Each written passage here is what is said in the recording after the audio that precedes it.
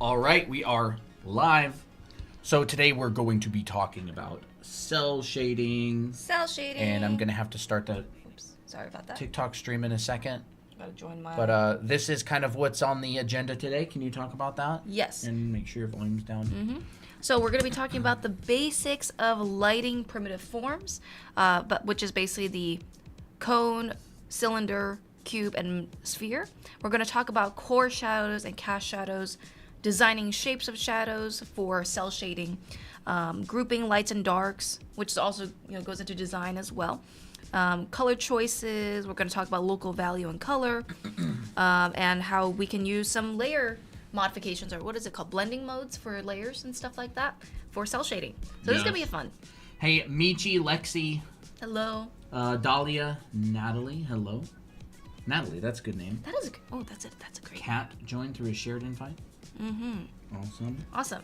Well, maybe we'll get started. So, cell shading is, as far as I know, something that was originally created for animation. You would paint opaque colors onto a cell, which is like a transparent sheet, and they were overlaid on top of each other. And essentially, the way that most people use cell shading these days is no opacity, which means you can't see through it. There's no gradients. It's just like these flat colors that have no gradients on them. Not the rat on TikTok. Okay. Hello, welcome.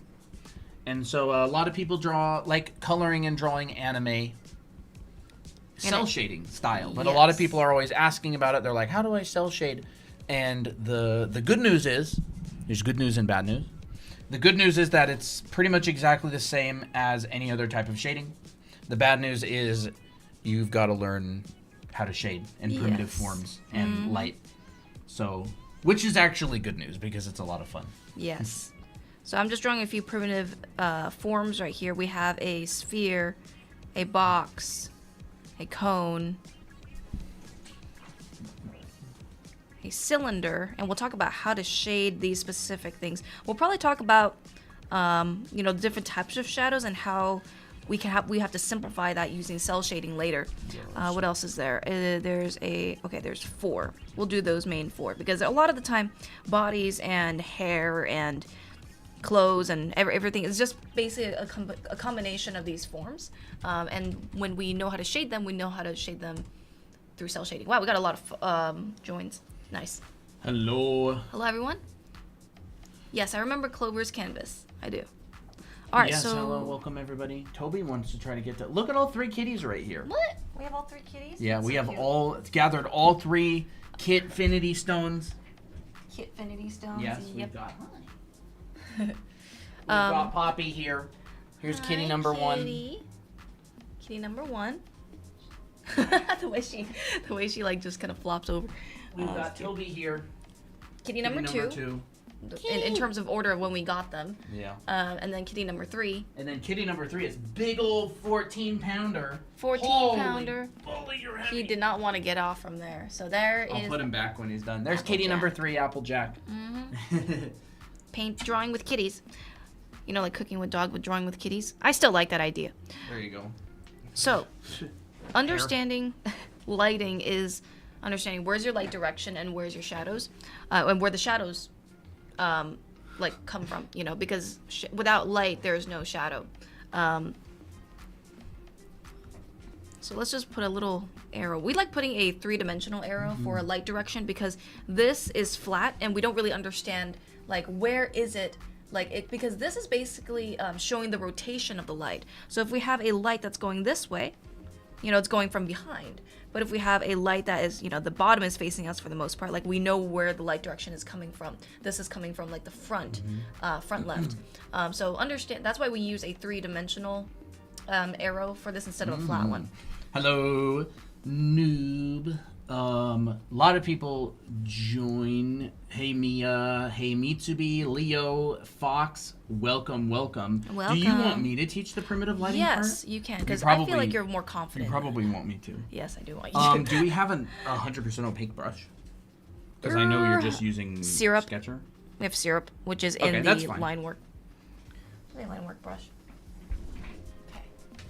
Switching over. Yes. You're good at teaching it. Whoa. Because you taught it for so long. So how is everybody doing? Yeah, how's everyone doing? This is all. There we go. Here we go. How's everybody doing today? So light, that is actually what I teach. I'm the one who teaches the rendering classes, and I've been painting for a long time. I painted professionally, all that kind of stuff. So here we go. The basics of light is the number one thing is that light travels in a straight line. All right, light travels in a straight line. So we have a giant brush for some reason. We have a light bulb. We have a light bulb here. Now light is going to travel in a straight line out of this light bulb in all these directions, all right? And what happens is when a shadow is created because something is in front of the light blocking it. So if I have a circle and I have a light, the light rays come out of this light and they are blocked by this circle, and everything back here is going to be in shadow. And that's fundamentally how it works. So when a surface becomes parallel to a light, so let's say we have a light. I need to be. Oh, we got a few follows. Sarlia and Emmanuel. Thank you for the follow. Yes, and thank Lucan. you. So when a surface is perpendicular to a light, meaning 90-degree angle to it, it's going to receive light. There we go, right? Right angle, 90 degrees. And when a surface becomes parallel to the light, 0% of that light, I could just say, it's equal. 0% of that light is hitting the surface, and therefore you get a shadow. That is the fundamental, that's kind of the premise of light. So on a sphere, for example, if we have a light that's shining on this sphere, right? This is like the two-dimensional version. What you get is you get a circle all the way around. You get a circle all the way around that sphere of the surface becoming parallel to the light. So this would be in light and this would be shadow, right? In which case, this would be the shadow. I'm not going to talk about bounce light. I'm not going to talk about core shadows and cast shadows too much because in cell shading, you don't really have gradients, which are really, really important. If you've ever studied figure drawing or painting, there's two different types of shadows. There's cores and there's casts. Casts tend to have hard edges. Cores tend to have soft edges like this. But in cell shading, you don't do that because you're not working with gradients. So it's all hard edges, all right? So on this right here, if I've got my light source up here on the left, this is going to come down at this angle and it's going to cross my sphere, right? So we got that line and we've got this line, all right? And at this point is where my shadow starts. And all the way around this sphere, there's going to be a point at which the light becomes parallel to the sphere. And if the light is really in front of it, you're just going to get a little shadow like along there. That didn't work. You're just going to get like a little shadow along there. Why doesn't this work? Is it on a different layer? Maybe it is. Or maybe let me do that. It could just be that. Try number 3. Nope, doesn't work. Okay, so I'll just do it by hand, right? You get a little shadow that's kind of like... This brush is not good for this lesson. It's good for everything except this lesson. Yeah, because it's self-shading. So there we go. Just use syrup if you want. You'd get a little shadow like that. If the light is to the side of it, coming down at like a 90-degree angle, you would basically get a shadow, right? That would come across it's like this. Like if you drew a wireframe around a sphere, that's the shadows kind of...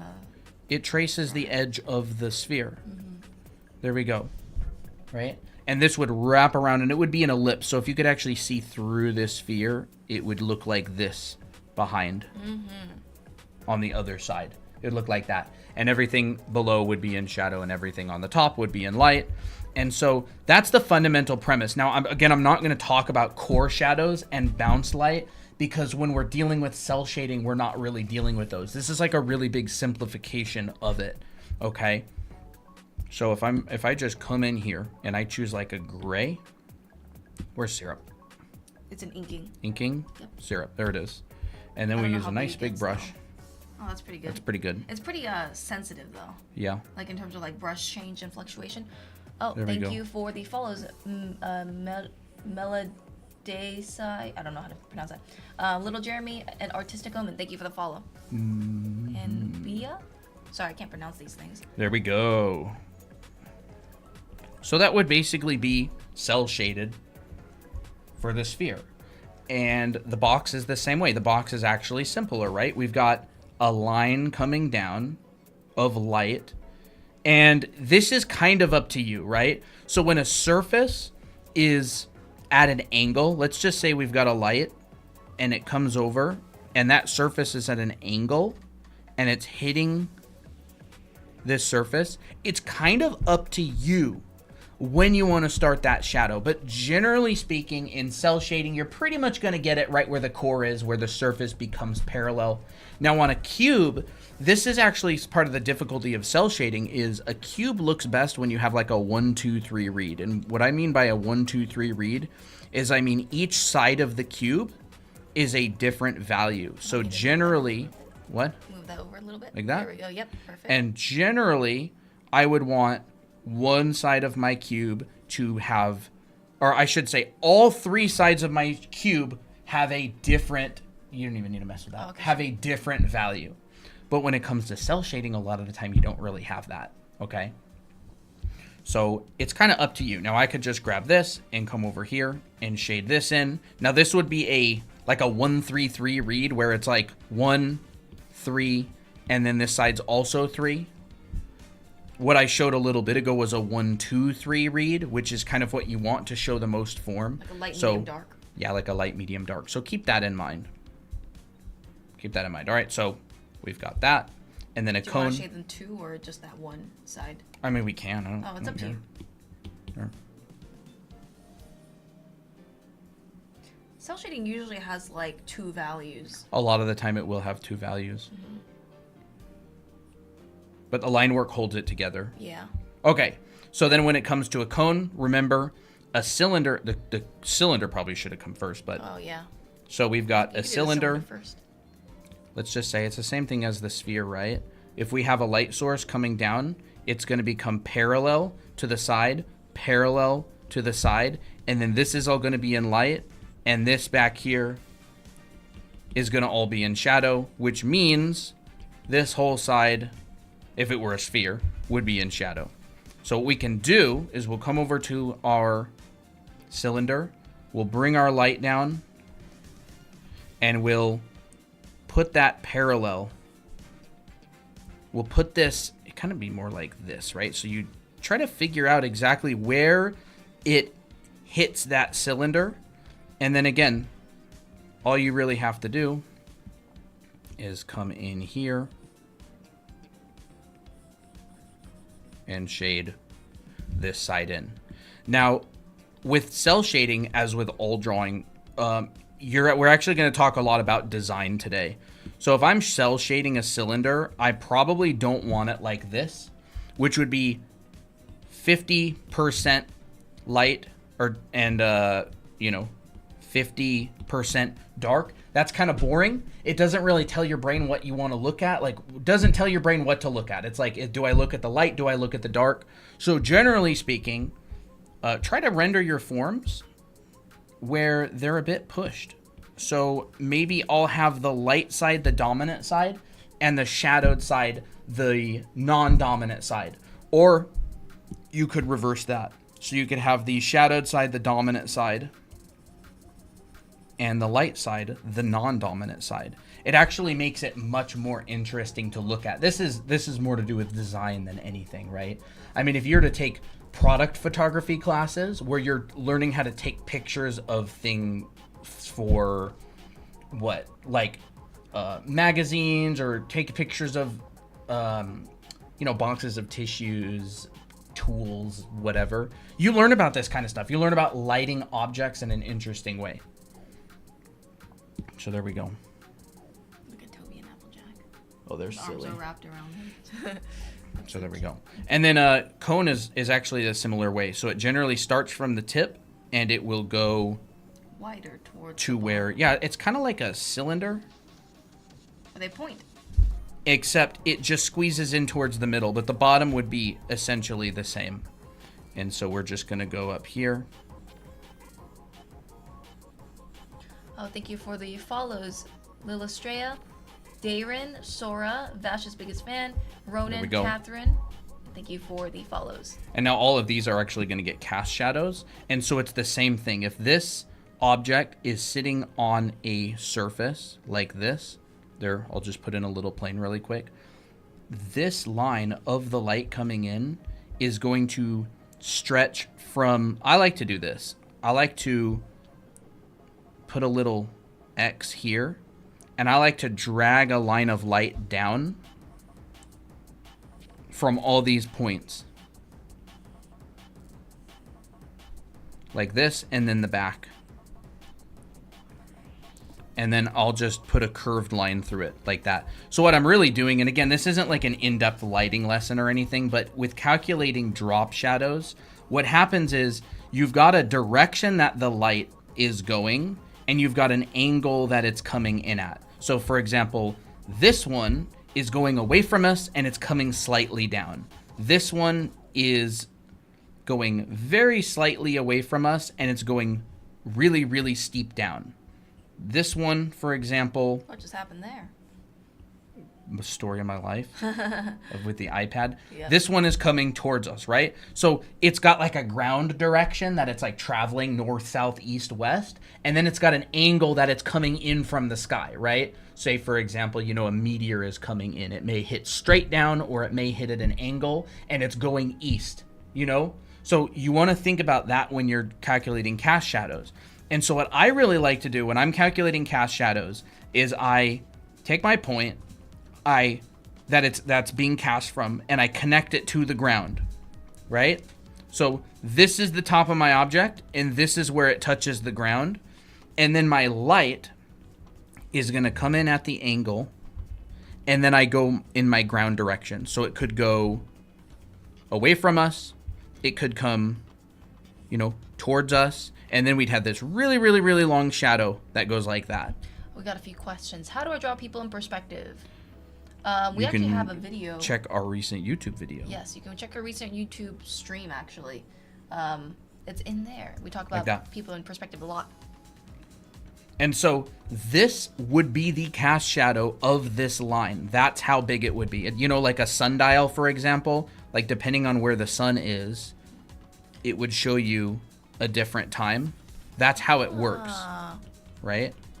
As the sun moves over the sky, you could get a short shadow and a long shadow, you know, stuff like that. So anyways, Oh, sorry. again, this is not an in-depth lighting tutorial, but I did want to explain the basics of cast shadows. Bo says my mom purchased one of your books. Very nice. Yes, and yes, we do have books for those of you who are new.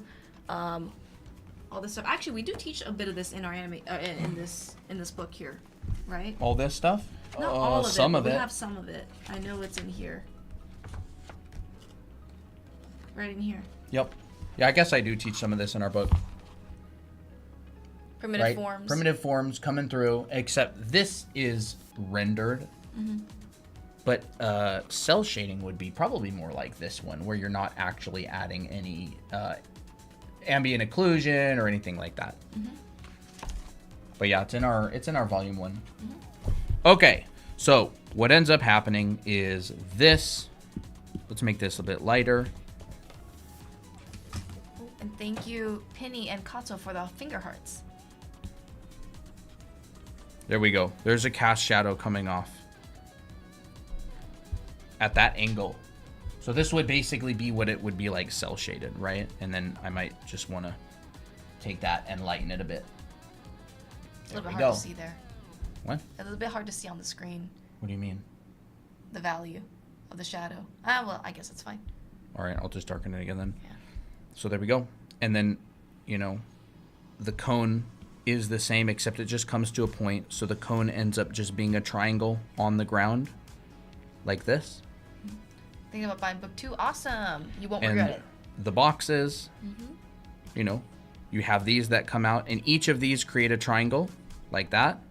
And now if this is coming towards us, you'd actually get 3 triangles. You get one here, you get one here, and you get one here, and then you would just connect these dots together, and that would be the shadow of the box right in here. Lily asks, will you guys ever do a stream on just rendering?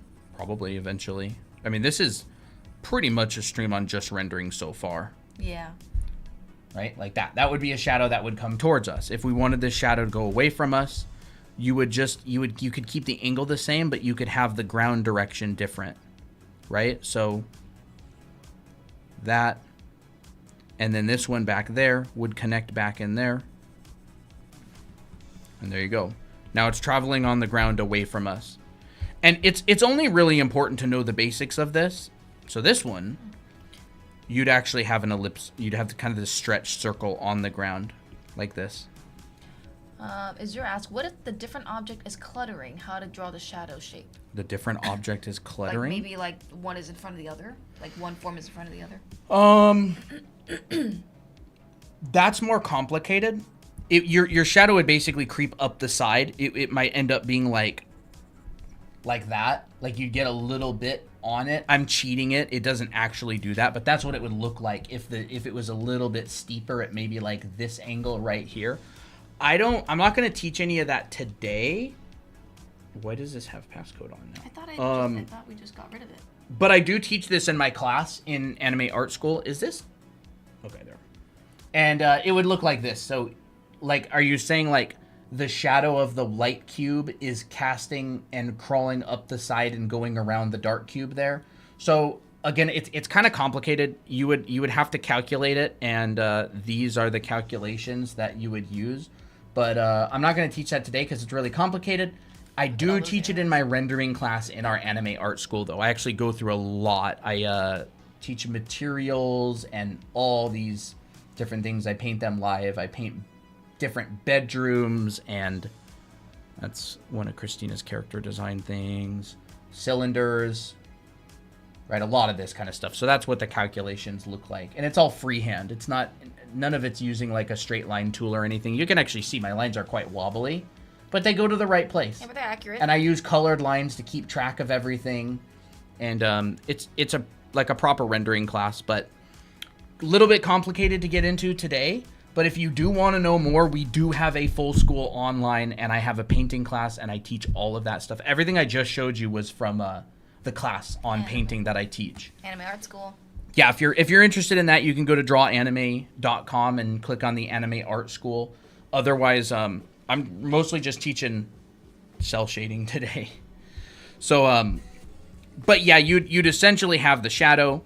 It would come out, and it would crawl up the other object, and then it would crawl along the top of it like this. So if I had like a box or something, and there was like a tall cylinder that was casting a shadow, that shadow would go onto the box, it would crawl up the side, and then it would end on the top. And you can see that actually looks legit already. Like you can tell that's a shadow. You can also tell because you can argue about it because it depends on like maybe how low the light is or how tall or how high up the light is, you know. Yeah. But that's a little complicated to go into today. Yeah.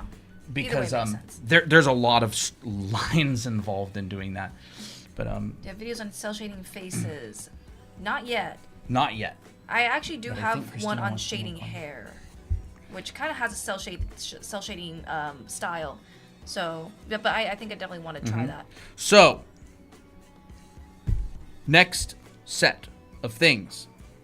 Designing shapes of shadows. This is really important. So, this shadow, this is actually really, really important. So, you'll see that this shadow of this cylinder, it hits the ground, and then it crawls up the side of this cube, and then it ends on the top of it. So, instead of this shadow being a straight line, now it's kind of like this shape. Right? That's a more interesting shape than if it were a straight line. And this is really important because as artists, we're designing with shapes, okay? And the more opportunities you can use as an excuse, when you're an artist, you want to always look for excuses. You want to always look for excuses to design more interesting shapes. I could put one object in front of another as an excuse in order to make a more interesting shape, right? Like depth or something. Like I could put a cube here and I can put a cube here, but wouldn't it be more interesting if I maybe, you know, place them in a way that made them overlap to create depth? It's not quite a cube. There we go. Doesn't seem like you're accounting for foreshortening. Yeah, I am. Look, 3-point perspective right here. That's foreshortening. This side of the box is foreshortened because it's smaller. I'm not sure what you mean by foreshortening. This is just simple 3-point perspective here. What is this? I'm drawing right now. I think my FYP blessed me with this. Thank you. Press and pause. And so, for example, I could put a shadow on the second rectangle. It's not really a cube because I haven't added any three-dimensionality to it. I could put a shadow on the second rectangle, and now I'm dealing with a large light shape, a kind of interesting L-shaped, like large, like smallish, dark shape that's kind of like L-shaped. And now I'm dealing with a different L-shaped medium light shape. So my large shape is shaped like a square, if I could draw a square. My small dark shape is shaped like this, right? And my small light shape is shaped like this. What makes a shape interesting? There's like a whole psychology behind dynamic and static shapes. I would say as a really quick rundown, actually, this is actually what we're teaching right now too. So what makes a shape interesting is variety. The brain likes variety, but it also likes unity. So when you have a variety of shapes that are like unified towards a larger purpose, it tends to get more interesting. Mm-hmm. Okay? Like this could be taught in an entire class. But we don't have time for all that. On design. But basically, you know, if I've got like a large circle and a medium circle and a small circle, I've used something big, something medium, something small. I've placed these two closer and this one further away. You know, I could overlap.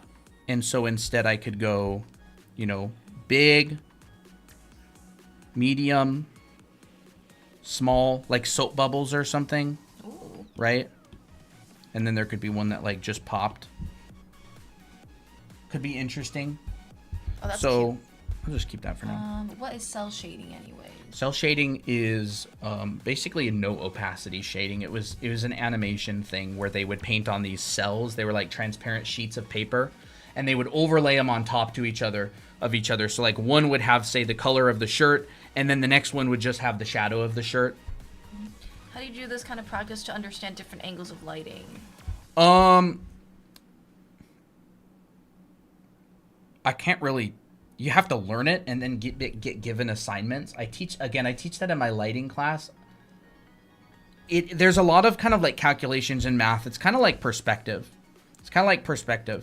So you learn like 1, 2, and 3-point perspective, and then you do assignments.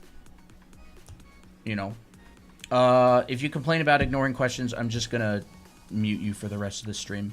We don't read them all in the exact order they come up all the time.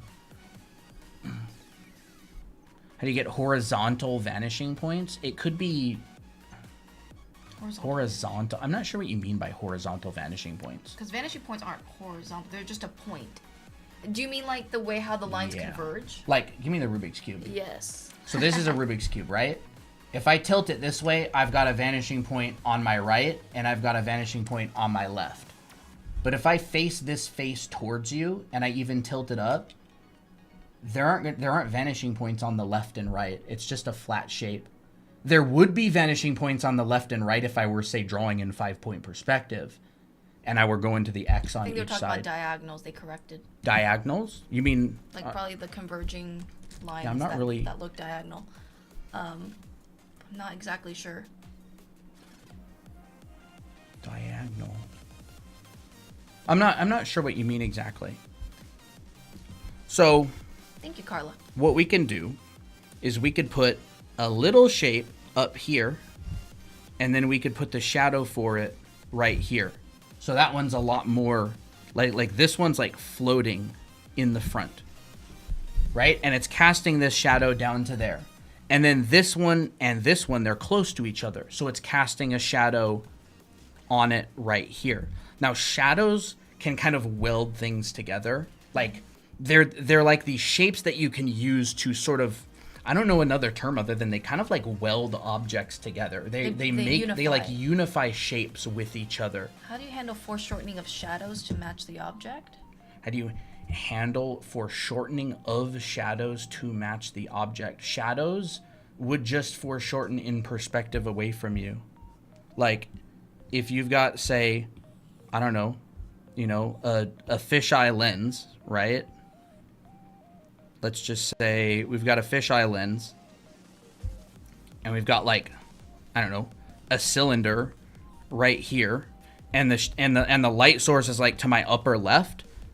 You could just, like, the shadow is going to foreshorten away from you towards a vanishing point like that. Because, again, a shadow is just a shape. And as a shape gets further away, it gets smaller visually. So the further this shadow gets back here, if it's like a really, really, really long shadow, it would just look like that. And this shadow would have foreshortening in it. It's just a shape. It's like the side of a box. So I guess what he was asking was, he said that these shadows look off because there's no foreshortening. There wouldn't be foreshortening this way. No. This is like a It wouldn't be going downwards, foreshortening downwards. yeah, like your that. grid right here would be this. But, like, does this shadow even look like I tried to draw it accurate to you? Like, I'm just demonstrating the principle of a shadow crawling up and over a box to make it interesting. Like, you could plot it out technically. It would take you an hour. But, like, you'd never need to do that, especially if you're trying to write a comic.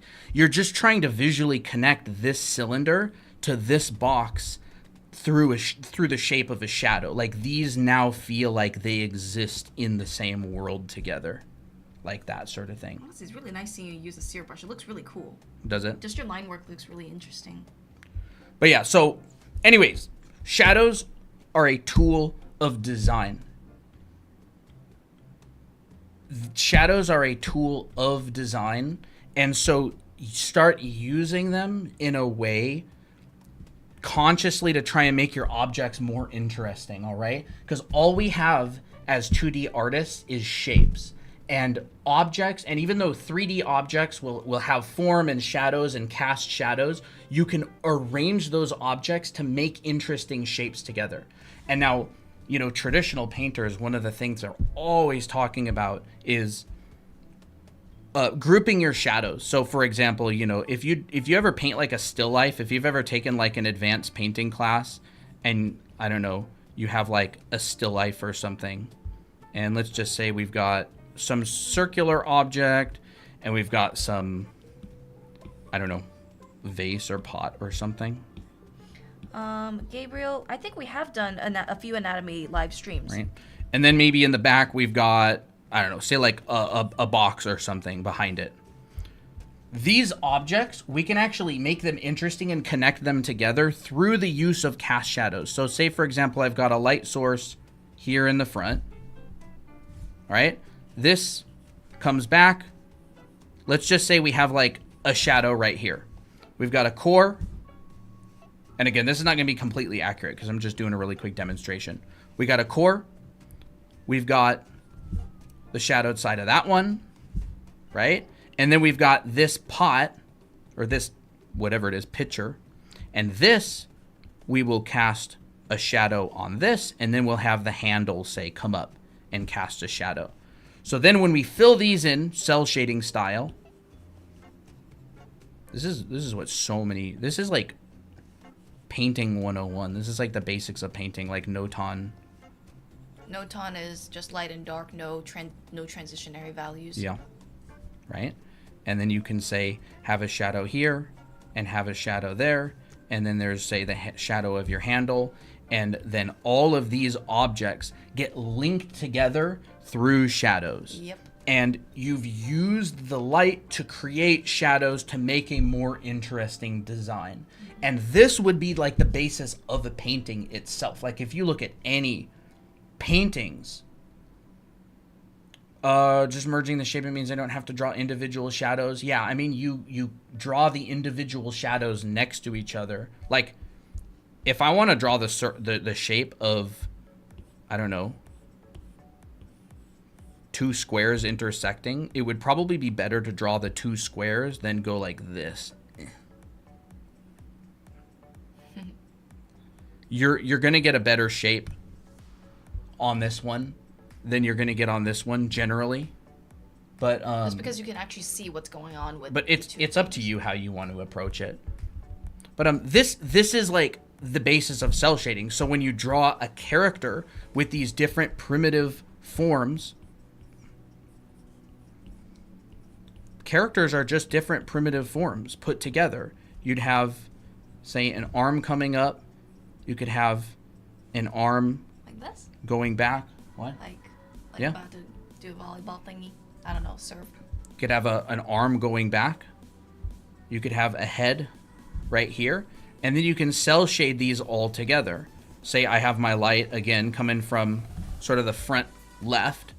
And so you could literally just cell shade this entire arm into shadow if you want. You could actually cell shade this entire lower body into shadow if you want. You could cell shade. That's a good song. Yeah, I didn't even know I added this song, right? You could cell shade this entire arm into shadow if you want, like that sort of thing. It'd be easy to do, right? And then you can sort of link all these shadows together. And so now I've got this interesting shape. I've got a shape that looks like this. That's a cool shape. I like it. And then I've got this rectangle that comes off of it. And then I've got a shape kind of like this. Wow. And I've also got a shape that's kind of like this sort of half moon shape. And this is, in my opinion, like kind of the essence of design when you're designing with light. Like this is really interesting stuff. Like this is how a lot of painters think. Like these are interesting shapes here. Well, it's interesting because once you just put the shadows in, you don't even have to like, you can already see what's going on just with the shadows alone. Yeah. Like you don't even need to use edges or line work or anything. It's just light and dark. Yeah, you really don't. And how do I give the shadows depth? I don't know what you mean by depth. Do you mean like juicier shadows? Like some people would have shadows where like some areas of the shadow is like very dark and some is like a little bit you might be lighter. Thinking of ambient occlusion, which we're not going to cover today because this is just a cell shading tutorial. Or this is just cell shading. But if you mean like in this piece, for example, how these shadows get nice and dark underneath of the bed, that's because of ambient occlusion. But we're not covering that today because this is just cell shading. Cell shading, you generally don't really account for ambient occlusion. What is cell shading? Cell shading? It's like an animation thing, basically.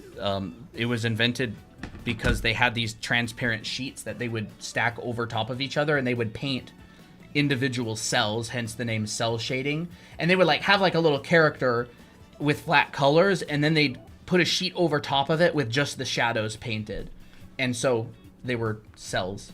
So I think it essentially just making the shadows more three-dimensional. So shadows actually create three-dimensional, create depth. It could be, I can't say for you exactly, but sometimes maybe the shadows don't look three-dimensional because maybe you don't understand the form, like the primitive forms that you're drawing in your piece. So when you add the shadows, maybe it's not really done in a way that feels correct or feels like a box or cylinder. An anatomy live stream? Yeah, we just recently did an anatomy live stream. Yeah, I actually have it. I have the thumbnail. It's right here. If you go to our lives, it says how to draw anatomy live stream on July 9th. Yes. We've done a lot of focused live streams recently. Let me look. View channel live anatomy, this one right here. Streamed 11 days ago. It kind of looks like it looks like that. And Christina, actually we have the file here. Yeah. If I know where it is. Christina talked about a lot of stuff. Here's some of the leg anatomy. Here's some of the torso anatomy. I mean, we talk about anatomy like almost every stream. Arms. Yeah. how they work. Anatomy is a subject that comes up a lot. Dustin, Like a thank you for the lot. follow. Proportional systems, a little bit on posing, body types. Yes, there is a live stream library. There's Yeah, basically a section. this all got covered on a live stream a little while back. It's on our YouTube channel. Mm-hmm. So if you want to check that out, you can go to our YouTube channel. It's Draw Anime Academy. It's the same name as TikTok. I will make more videos on like specific anatomy, like torso anatomy and stuff. I do have a video on how to draw bodies, like full figure bodies with some anatomy. It's actually one of our recent videos, so it's not a live, but it's just a long form, 36 minutes long. Is blur shadows. It depicts the light dispersing. Yeah, that we don't cover that in cell shading, but that would be like the difference between soft and hard shadows. But in cell shading, it's all hard, so we're not covering any soft shadows today. Do I need to understand muscle placement for anatomy? I mean, that kind of is anatomy. Yes. I think anatomy is like anatomical information, so muscle placement would be part of that. Proportion and muscle placement and form. Yeah. So yeah, like again, if you were to actually, you know, this would be no longer cell shading though. Like if you do something like this, if you make this core have softness to it, and then you go in here, and I don't even have the right blade 1, right? And I start adding the Terminator in here, and maybe add like a little bit of a turning edge over here and ambient occlusion down here. Like you're going to start really bringing out the form of that sphere, but that's no longer cell shading. This isn't cell shading anymore. This is just rendering. And so cell shading is simplifying all of this into basically just two values. That is so aesthetic. That's a really nice aesthetic sphere. It's just simplifying it into two values. Does cell shading also include something about line art? Cell shading does generally always have line art. It's because the line art holds everything together. But I'm not going to keep that. It's a nice drawing though. So the line art keeps everything kind of together. So like if you didn't have line art, it would look like this. Yeah, if you didn't have line art, it would pretty much look like it that. Which could be cool graphically. Cool. Yeah, actually. Of course, your shapes need to be correct. What? Yeah. In the Laid Back Camp season 3, their opening is like has no line work. It just has a bunch of like edges with colors and stuff. Yeah, it's like all cells. Yeah. Yeah. They're all cell shaded though. If you want to do cell shading without line art, your shapes have to be accurate. Yeah. Your shapes have to be pretty accurate because your image has to read through just shadows alone. And it's actually really cool when people have very accurate shapes and they leave out the line art. But anyways, so what next are we talking about? Could cell shading be used as a type of base before adding more details? Generally, that's what everybody does. All the painters will either... Yeah. Generally, all painters start with graphical shapes. And then they add later. You know, like, I mean, you take any painting class, and they'll pretty much always have you start with massing in the light and the dark. They'll have you simplify everything into just light, just dark. That's literally called Notan, Notan. And then they'll have you start working on the in-betweens once those are established. In cell shading, you pretty much just stop at those two. Can you share with us the common mistakes in cell shading? Well, that'd be interesting to I mean, to me, it's really just the same thing as common design mistakes, which is people aren't thinking about this. I know one. This enough. I have to draw it though. Yeah, here. You wanna switch out? Sure. And you can maybe talk about continue the other on. points. Sure. Yeah. Cast shadows regarding blur. It doesn't work on surfaces. I don't know what you're talking about. It doesn't work on surfaces. Yeah, cast shadows will blur. Cast shadows will blur. The further it gets away from the edge of what's casting the shadow. But it has much more to do with the hardness or softness of your light source. Yeah. You know, if you're on a cloudy day and it's overcast, all of your shadows are so diffused you can't even see them. Because the entire sky is the light source. That's much, much more powerful than a shadow getting softer as it goes further away. Yeah, so let me just draw a little face here.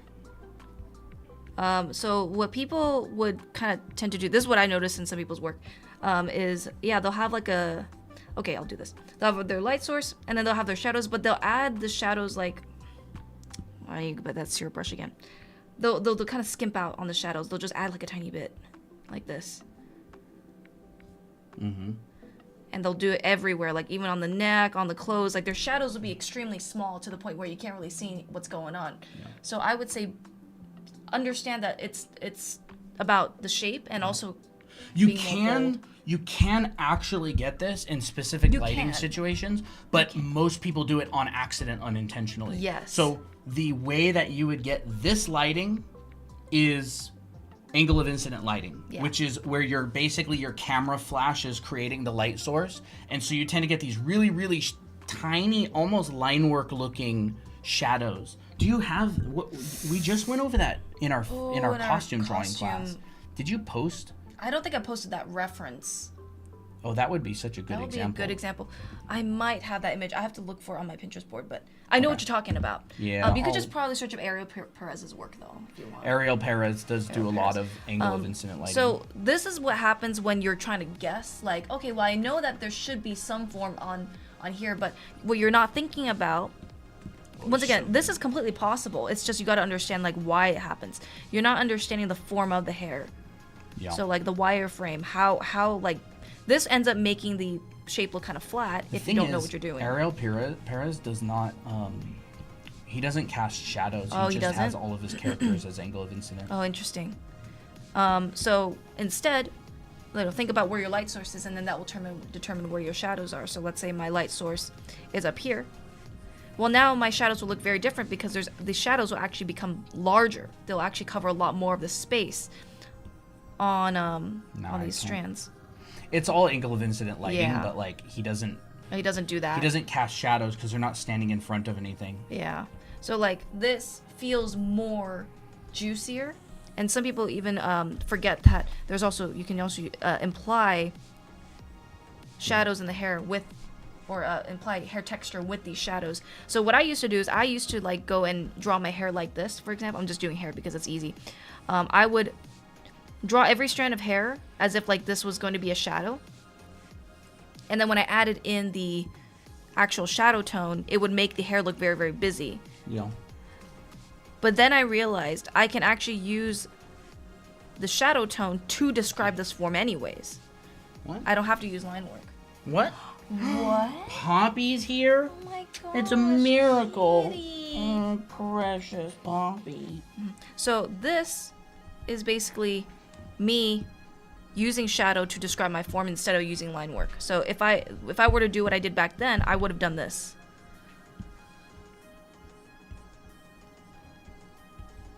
And it would make my image way too dense. So that's some of the mistakes that I've noticed. Yeah. For people who try cell shading but they don't understand like how light would work and all that stuff. So what's gotten into you? Kitty's acting normal today. Yeah. That's wild. From my drink. She doesn't want. Poppy probably doesn't want to drink matcha. Well, she likes her cat grass. Yeah. Go ahead. So what I was talking about earlier as well is, angle of incident lighting. Sorry, I'll move it over a little bit. Like this. There we go. Like this. Yeah. I don't know where it's good. showing up. You're right. Good. The light is basically coming from the front, so a lot of the time you'll just get these little cast shadows out the back, like this. Like if there's of course there would have to be a surface, right behind this cylinder. But you'll see that a lot. If the light is pretty much coming from the front, you'll get these. You'll get shadows that look like this. And it can be a really cool effect. Oh yeah. And so there's an artist, he's a concept artist, but every single artwork that he does, he uses angle of incident lighting. So like this, all of it's lit from the front. So you can actually see, like on this guy's right here, the shadows very close. So all these shadows, and you can see all of the highlights are directly in the center of all of the forms. So this is an artist that pretty much exclusively deals with front lighting, and he's got really, really cool work. It's very nice stuff. He does a lot of this kind of stuff, a lot of like sci-fi, that sort of thing. But it's all angle of incident. And it's really smart because the line work actually becomes the form turning away from you. So it's kind of like seamlessly transitioning from line work into painting. Mm-hmm. But that's a topic for a whole nother stream. Yeah. So something about like someone's asking how to cell shade like a head from where the light is coming from the top. I noticed that a lot of artists, when they do this kind of shading, they'll simplify a lot. Actually, they'll start thinking in ratios, like, oh, if my light's on the top, how much of the lit side do I want to show? And understanding the wireframe of the face. You know, this is a very simplified anime head, but it's because I'm lazy. I don't feel like doing the whole crazy shebang stuff. So I have to understand my wireframe. How is it moving in space? You know, what's the forms of the cheek? How is this moving? You know, is this a downward facing plane? And so when I have a light source that's from the top, I'm basically showing these forms just through shadow. So I'm thinking, okay, of course there's going to be hair on top, but I don't think I'm going to do that. I'm thinking, okay, what is going towards the light? What is going away from the light? Or what is going like away where there's no light coming through, not as much light coming through. And then you simplify. You think, how much do I want to show in light? Do I want it 10% light and 90% shadow? Or do I want it reversed? For, you know, heads like this, that's facing down, you would generally see the top. You would see this side, this top of the head in light. This is without hair, by the way. This would go down and create a shadow. As the nose comes out into space, that will hit, that's where the light will hit. And so sometimes you'll see like this little M shape, just like this. Mm-hmm. And then towards the bottom, they'll simplify it into a shadow right in here. Now they can lighten or darken the shadow as much as they want, but that is how, like, you can kind of go pretty wild with the shadows. Like, it really just depends on what effect you want. Anime watcher freak, hello. Master Magic says, what's cell shading? If you want a more in-depth explanation, you can back up the stream, but basically cell shading is like 100% opaque lights and shadows. There's no gradients, there's no transitions, there's no soft edges. Mm-hmm. So understanding that this is a sphere, so I'm rendering it like a sphere. This part that comes out is kind of similar to like the top of a box. And it's just, I decided to show the majority of all this as shadow. So this to me looks like about 70% dark in shadow and 30% in light. Maybe a little bit more than that, maybe it's like a 60-40. But that is where design comes in as well. Any tips for trying to make transfer from traditional to digital? Try to mimic your traditional process into digital. So like just using the bare minimum of tools like layers, a brush, and an eraser, and just experiment from there. Yeah, I would say a lot of people get overwhelmed with digital because they feel like they need to learn every single tool at once. Mm-hmm. Just learn the basics. If you're used to, like, what type of traditional work do you do? Grouping lights and darks, we talked about that. Ooh, color choices. This is going to be a fun one. So let's talk about local value and color first, and then we'll talk about color choices. So this is why color is very hard. It's because as a digital artist, we basically have everything in our arsenal. I'm just gonna move this over. I'm gonna have to move this back. Where's the color wheel? We got this, right? We basically have every color in our arsenal that we can choose from. And then we start asking, well, what color should I choose for my characters? I don't understand like how to choose my lights and how to choose my shadows. We're going into color? Yes, we're going to color. Noise. So what I would do is understand value. What we mean by value is understanding the black, things in black and white or grayscale, because color can't really survive without it. The value is what holds the picture together, because that's how your brain analyzes form. So actually we have I have an example right in here. I gotta find it. So like this is kind of understanding color and value, how to mix those together. So this is more on rendering, but it's the same process with cell shading. You would understand how to separate your lights and your darks and show depth by adding darker darks or lighter lights. But we can't put color on this unless we have a clear value, meaning we understand where our lights are, we understand where our darks are, and we understand the form. Comic book style is what I do for traditional. Oh, that's fun. I would say just focus on mimicking comic book style for traditional. Mm-hmm. Like, what do you want to do digitally? Do you just kind of want to transition from traditional to digital and do the same thing that you're doing already? Mm-hmm. Or do you want to like expand and all that kind of stuff. Yeah. Yes, this is Procreate. So if we don't understand this, we can't understand color, because color, in order to see the right colors, we got to understand this first. Or else we would just have a bunch of chroma, which is just color without shadow. We would just have a bunch of this. Color without values just look like that. Now, there comes the time where we talk about local value, which is color also has its inherent grayscale. So what that means is, let's say I have a very saturated blue right here. It's always blue and yellow because blue and yellow is a very good example. And I have a very saturated yellow here. They're both very vibrant, but if I turn this black and white, this dark blue, this saturated blue is very, very dark inherently, and this very saturated yellow is very bright inherently. So colors do have value but you just have to understand how it works, and how to control that. Let me see here, go back. Because you can't have a super saturated yellow that's super dark, or else you're gonna have this, or else you're gonna have this. Right? It doesn't look yellow anymore. It's probably a similar value to the blue, but the blue looks more vibrant.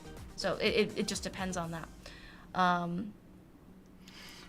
All color range have its own value. Yeah, colors at their high chroma colors have their own inherent values. Like yellow is light, blue is dark, red and green are pretty medium. Purple is kind of dark. Yeah.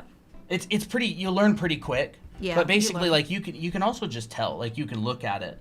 Yeah. Don't be fooled by the saturation, because the saturation isn't necessarily like, well, maybe saturation does have to do with it, but yeah, it's the properties it's just of the how properties light of works. how light works. Yes. So like a red is like a medium gray. So you basically understand value so that you can see color as value. So like instead of seeing this blue, I see a very dark gray. I don't see this blue. And I see this yellow as, oh, this is a very bright gray, I would say if you want to learn it, look up Munsel's 3D color space. Yes, I'll grab a book that talks about it. One sec. Yeah. Color space. And Colton will grab it in a bit, but I'll talk a little bit about how I choose colors, because it covers value and it covers like what questions to ask yourself. Makes sense. I see. Learn to see value rather than color. Yeah. Once I started seeing value instead of just the pure color, it became so much easier, because basically there's just times in your art journey where you won't have the colors that you want. So you basically have to create colors out of colors that you have. Like that's really common in painting. But as long as you get the values correct, you can always change things up. Anyways, you have that here. So this is Color and Light, not James Gurney's Color and Light, but a Color and Light Artist Master Series. Nathan Fowkes taught a lot of this book, which is a phenomenal artist. This is Munsel's 3D color space. This is a 3-dimensional color wheel where the third dimension is actually value. And so on the top we've got white, yellow is next to that. This is talking about value. This is talking about chroma and value. You can have a dark yellow, but you cannot have a full chroma dark yellow. It's not physically possible. The color does not work like that. Full chroma yellow is at the top, green, red, purple, blue is at the bottom. You cannot have a blue that's very light without coming down in saturation. It's just not how colors physically work. Notice how this blue is forever here. It's not up there. You would have to move up and up and up, and you would end up getting a very desaturated blue. Yeah. What's chroma? Chroma is basically saturation. There's like a very slight technical difference. It's funny because we're taking a class by a guy named Robert Lemler. He's a really accomplished painter for 40 plus years. And I asked him, I'm just like, what's the difference between chroma and saturation? And he's like, oh, it's the same thing. Yeah. So if it's good enough for him to say they're the same thing, it's good enough for me. Yeah. But I think there technically is a difference. It's just very, very slight. It's like not, it's kind of like a small nuance. So most people interchange them. Well, what is it? It's like a difference between English and American words. People who know the difference probably don't draw very much. They just spend a lot of time Studying. reading and watching videos. What's the best piece of advice you can give to someone who is starting to take art seriously? Don't put too much pressure on yourself. Don't put too much pressure on yourself. You do not have to learn everything in a very short amount of time, because art is it takes years, and people, even like the best painters, they spent years on their craft. Yeah. Oh, this book is Color and Light, Artist Master Series. Yes. Yeah. James Gurney also has a really good book called Color and Light. It's fantastic. They're both really good. You know, really thick book, a lot of pages. A lot of pages. And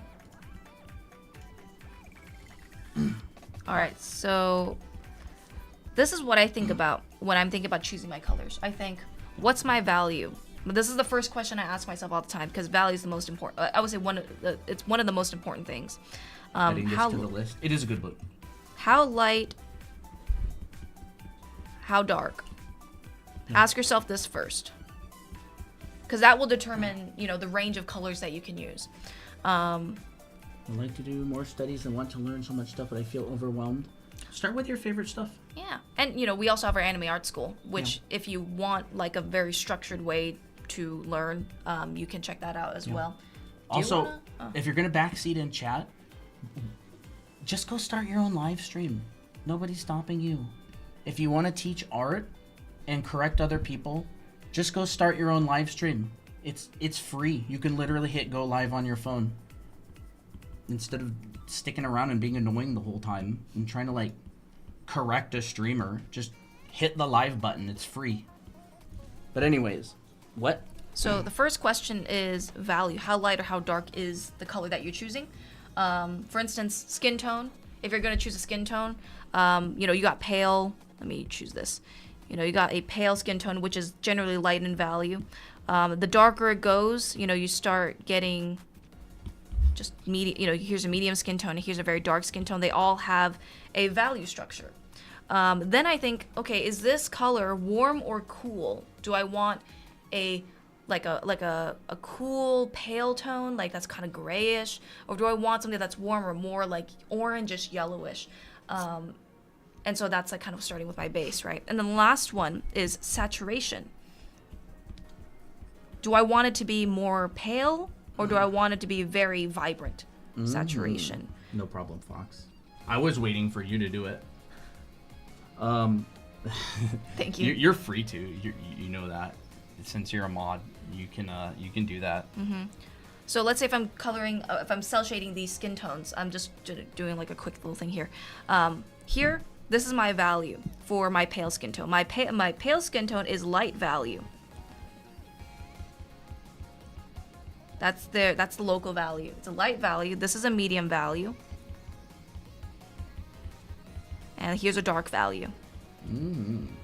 Notice how the lighter you get, the more you add white, you won't get something super rich like the medium or even the dark skin tone. You can get really good saturation with medium and darks, but not as much with lights unless you're using yellow or oranges, because it's pretty vibrant already. So then now we have our base tone, which is not our highlights and not our darks. It's just the middle tone. Now let's think about what's our darker tones. Each tone will have a different shadow tone. So what I mean is this light value, the darks, for instance in here, will not work for the medium value or even the dark value. You can just tell it just does not work, but it only works for light value because the light can only get so dark. But if I use, a dark for this medium tone right in here. Toby rolling around. So silly. Oh, he's so silly. If I use a dark value, a shadow value for the medium tone, it'll be way too dark for the light. So that's understanding local value, right? That's understanding the grayscale first before the color. Thank you, Dahlia. If you guys want to mute someone and I don't want them muted, I'll just unmute them. Yeah. Like you're free to, like, if you're really getting annoyed by someone in the chat, you're free to mute them. I don't really care. If I'm the funny thing is though that a lot of the times it's very easy to fat finger the wrong person in chat and accidentally mute the wrong chat member. Yeah. But it's totally fine. How do you choose a color palette for a character? How do you use said colors properly? Yeah, well, we're kind of talking about that right now. So, my shadow tone for my light value. I will not go super dark like this. It's not a light value anymore. It doesn't really work. unless it's like maybe something happens, maybe like circumstances in the environment. I will go for more of like a middle tone. Like this feels good to me. This feels like this is a light and this is a dark. Now the question is, do I want to go warmer or cooler in comparison to this skin tone? So this skin tone is already pretty warm in terms of like it's more orange. It's really cool. It's a really nice color. So I like to contrast it with a color that is a little bit colder, a little bit more like violet. So, but this is completely depending on what your vibe is, because I can take a very saturated orange like this, and it'll look just as fine. For me personally, I kind of like seeing a bit of, cooler violet tone. So that means I kind of go more towards red, a little bit desaturated, because desaturation cools things down too. Are all your streams saved to where we can go back? Yes, all of our, since you're on YouTube, you can just go to our profile and you can go to the live streaming tab and all of our past streams will be there. There's tons of them. So there's my shadow tone. We have a good contrast between light and dark. That's first, and then two is temperature relationship. So this is a warm tone. This is a cooler tone. So understanding that as well. And this isn't a super saturated skin tone. It's kind of more on the paler side. But actually, you can see that the shadow is probably a little bit more saturated. Let me check. They're about the same, but since they're different tones, it's a little bit different. But yeah, it looks good, right? If it feels good to you, then you're on the right track, because sometimes it's like, it's about Should I learn from medium to do coloring? What do you mean from medium? I don't know what medium or just is. Digital? You mean like traditional?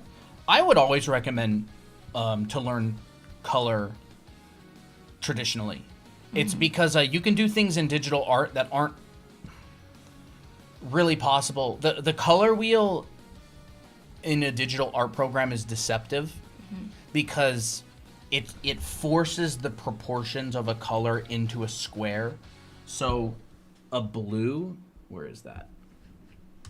This top right corner on yellow is a lot brighter than the top right corner on blue. And it's like stretches. It's not like a consistent value. So when you paint traditionally, you're going to use things like paint tubes, right? You'll be like, okay, here's lemon yellow, here's cadmium red, and here's ultramarine blue.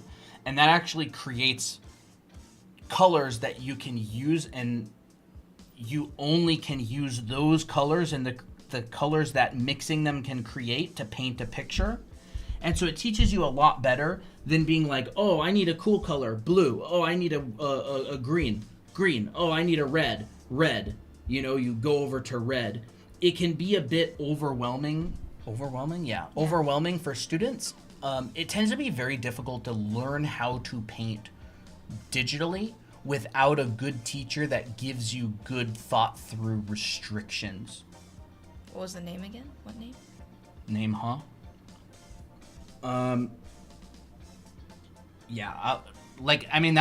That's why schools like Art Center and, really high level design and art schools will pretty much always have students start with traditional mediums, even though it's more expensive. And then all the students are just like, oh my gosh, I'm spending so much money on art supplies. Why are they making us do this? I could just use my iPad. And it's like, it really is important though. Yeah. Sometimes you kind of just have to invest. Name of the color practice program? You mean this app? This is just Procreate on the iPad. Mm-hmm. That's just the color. This is just the color wheel. Like you can either use the disc, the classic, or whatever. It comes with Procreate. I prefer to use this. Yeah. I prefer to use this sometimes just because it's just easier to move the colors around. A bunch of artists just use HSV or HSB, whatever you prefer to say, sliders. Hue, saturation, brightness, or hue, saturation, value. Yeah. So then you can actually notice that as I'm going towards the base colors of each... The place where it limits your color section? Oh, I was just saying tubes of paint. Like if you only buy 3 tubes of paint from the art store, you only have those 3 colors. A place where, oh, okay. Place? I don't know what place. You mean like Art Center or a high-level design school? Art Center, College of Design, that was where we went. But it's just a college. There's definitely student-grade paints that are actually quite affordable, depending on where you look. And actually, paints are pretty good in terms of worth because you can use a lot of it, and you would be using it for a good while, especially watercolor. So anyways, notice that for each base color, this is my saturation right here. There's my pale. There's my medium. It's trying to go up in saturation because of the value. And then my very, very dark, the saturation is much higher. So you can get a lot more saturation with medium and darker tones. And so, yeah. I saw there's a feature that automatically shadows the color. I don't What's know. that? I've never heard of it. Shadow color is so contextual that I can't imagine there would be a program, maybe like a 3D modeling program would get the shadows. I don't know. But like shadows are so contextual. Yeah. Here, for this tone, I chose a shadow that was more towards orange because we got a yellowish tone that's more like yellow based, and then a shadow that's more orangish based, so like a bit of warm. And I also made the shadow more saturated. Unless they mean multiply layers. Yeah, multiply layers are pretty useful. Yeah, they're useful. They're dangerous. They are very dangerous. Because you have to be careful with them. You have them. to be careful with them if you don't know what you're doing because they're a powerful tool that can easily be used for evil. I don't know. Used for evil. I don't know. It's So now you'll notice that this dark value, it's really hard to see that. I need to actually lighten this up a little bit. This darker value, I used pretty close to black for this. There, that's easier to see on here. It's more contrast in person, but here we can see that the value system in this darker skin tone is much more constricted. Feels like less contrasty than the medium or the light. So just being aware of that. The darker your skin tone is, the less amount of contrast you'll have. I'm so curious. I'm very curious. But yeah, what? Oh, I'm just talking about the contrast of the colors. But yeah, Procreate's actually very simple to use. It's pretty simple for the most part. Like, you just understand, here's your layers, your brushes, your smudge tool. I rarely use a smudge tool at all. I always just use some brushes and stuff. But anyways, then you can start thinking, okay, well, how do I do this in other areas of my subject? Like, how do I do it for hair? How do I do it for backgrounds? Any tips if you're partially colorblind? Funny enough, I don't really have many tips on it. I ain't colorblind, so I don't have any advice. As long as you're not value blind, yeah, you're pretty good. Yeah. So talk about color choices and local value and color as well. So like for instance, this here. Oh, go ahead. Does the multiply layer take up a lot of processing space in your PC? I don't think so. I think it's a pretty simple layer setting. Yeah. You know what takes up a lot of processing power? What? Mixer brush. Oh, yeah. And smudge brush in Photoshop. I don't understand. For how expensive and clunky and big and fancy Photoshop is, I'm astounded they don't have a better brush engine. Mm-hmm. So here, I've chosen my base colors for this character. I've determined like this. Now, I don't think we're going to talk about like, different crazy dynamic lighting scenarios where she's lit by a purple light. Because that's too confusing. That would be that would be that one piece. Go all the way down. What the heck? Lower. It's very long. Here it is. Like this one. It would be like that. That one's fun. Now, funny enough, all I did was I colored this normally, and I just added a multiply layer with pink. And that's you could multiply it like that. Yeah. But you really have to know what you're doing. You would have to know what you're doing. Because if you take this entire image and turn it to black and white, it's still gonna read. Yeah. It's still gonna read. You're still gonna be able to see what it is, and you can even see the lasers in the background got completely cooked. So you'd have to fix those eventually. Yeah. And that's what's dangerous is if you don't know what you're doing. This is very. It's kind of like using a sledgehammer. You know what I mean? Like it's like using a seasoning that could be too powerful. A master sculptor could probably sculpt and get big chunks out of the way with a sledgehammer, but a beginner would just destroy the piece of marble. Mm-hmm. Mm-hmm. It's fun to play with though.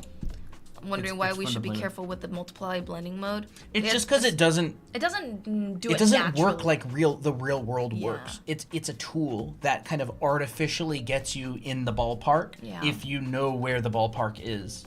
Mm-hmm. But a lot of people use multiply for shadows. Yeah. It's a really good tool to help get you in the ballpark. Yes. So I'm actually gonna lighten this hair. Same with color dodge. Color dodge does not act like real light. It doesn't. It does not increase the light of it does not increase the light of something in a natural way. You have to be careful with it. Yeah. Color dodge and multiply are two different layer settings and brush settings that a lot of professionals use because they know what they're doing. Mm-hmm. And they're fun to mess with for sure. Oh, yeah. They're great. I use multiply all the time in professional projects when I was doing concept art. It's pretty standard. Yeah. It's very easy to change. That's pretty That's sick. cute. And I'll give her a teal ribbon. So when I'm choosing colors for like characters, for example, I will think about the local value of all the different pieces of, this character, right? So I'm thinking, okay, skin tone is going to be a fair but kind of more tan-ish skin tone. So that means more on the orangish side, but it's not like a bright orange like this, or else this is not skin tone for like a natural like overall ambient lighting setting. I'm thinking about the saturation of the hair. It's going to be a light value that's blonde, but it's not a super crazy yellow. It's more subdued yellow, and stuff like that. Thinking about the value of the eyes. Oh, by the way, if you're new here, we do have a Discord server. Yes. If you want the invite to the Discord server, you can send us a direct message on TikTok, and I'll send that to you. Otherwise, you can also find it on our site, drawanime.com. And Yes. The Discord invite is on there. We do stream multiple times a week. We teach a bunch of stuff. We have a ton of live streams on our YouTube channel that are all recorded. So if I go to our YouTube channel here and go to our live, you can see, if it loads, all of our past live streams. We've got cell shading, which is today, perspective characters, extreme perspective brain rot edition, how to draw clothes, how to draw anatomy, drawing heads at any angle, more drawing heads at any angle, and then all these. None of these have thumbnails, but we did cover a lot of different stuff. Look at all these. Yeah. Look at it. Just keeps going. keep And when you going and think it going. gets to the bottom, it just loads more. Look at all those. Yeah, we did a lot of streaming, so. So yeah, if you like it, go check out our YouTube channel. So now I'm going to pick my shadow tones. I always think of base color first because that's to me the easiest. And it helps me to understand the local value of all my colors. Thank you for Dolly sent a super chat, $5. Thank you. Oh my gosh, thank you so much, thank Dahlia. you both for being such amazing teachers. I look forward to more live classes perspective next. Maybe. The I don't. perspective one would be pretty I think that would be pretty sick, actually. Yeah. They have like 114 videos. Yeah, almost all of them are live streams. So something that I like to do is I'll choose my shadow tone based off of what I know is, okay, my skin tone is not super dark, so I'm gonna choose a shadow that is probably a little bit cooler. So let's just try it out. We'll put that on the side and we'll just test it. So I'm gonna start actually applying that onto my drawing. And I'm like, is this enough contrast? Do I want to go harsher? Do I want to go more saturated? Let's try a more saturated version. I feel like I like that better. It feels more like a tan skin tone. So you can, continue to play around with all this stuff. And cell shading skin and heads is all about understanding the form of the head, right? How the shadow wraps over the face. Hey, Tira. Hey, Tira. I'm drawing Tira right now. Our character. How it wraps over, right? How this casts a shadow down onto the neck. Clavicle. This is all kind of what we've been talking about earlier.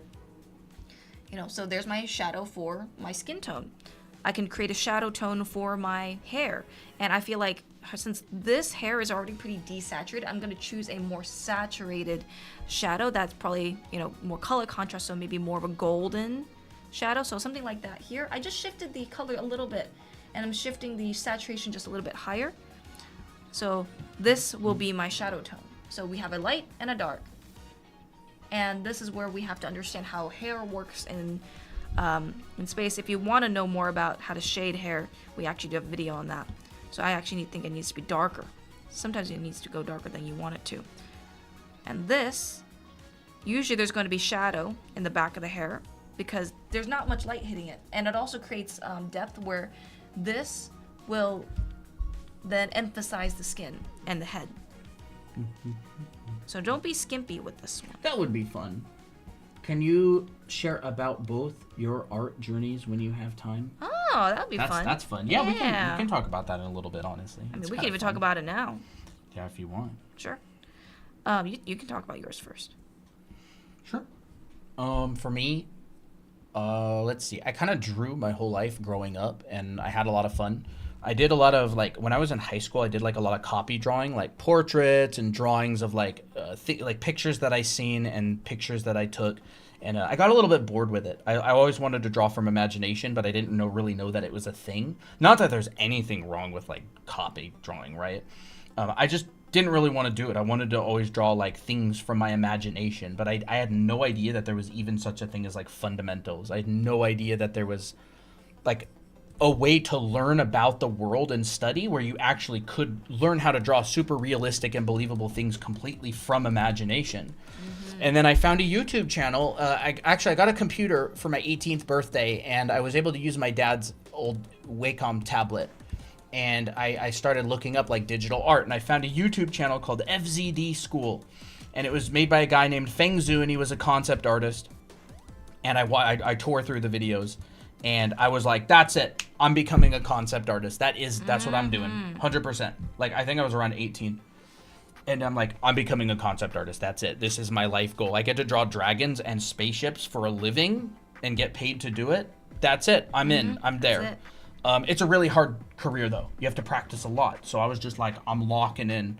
I bought all the books to learn it. I started studying them in high school. I was bringing this book to class in high school, and I had this book out in math class, How to Draw Objects, Environments from Your Imagination by Scott Robertson, this classic legendary perspective book.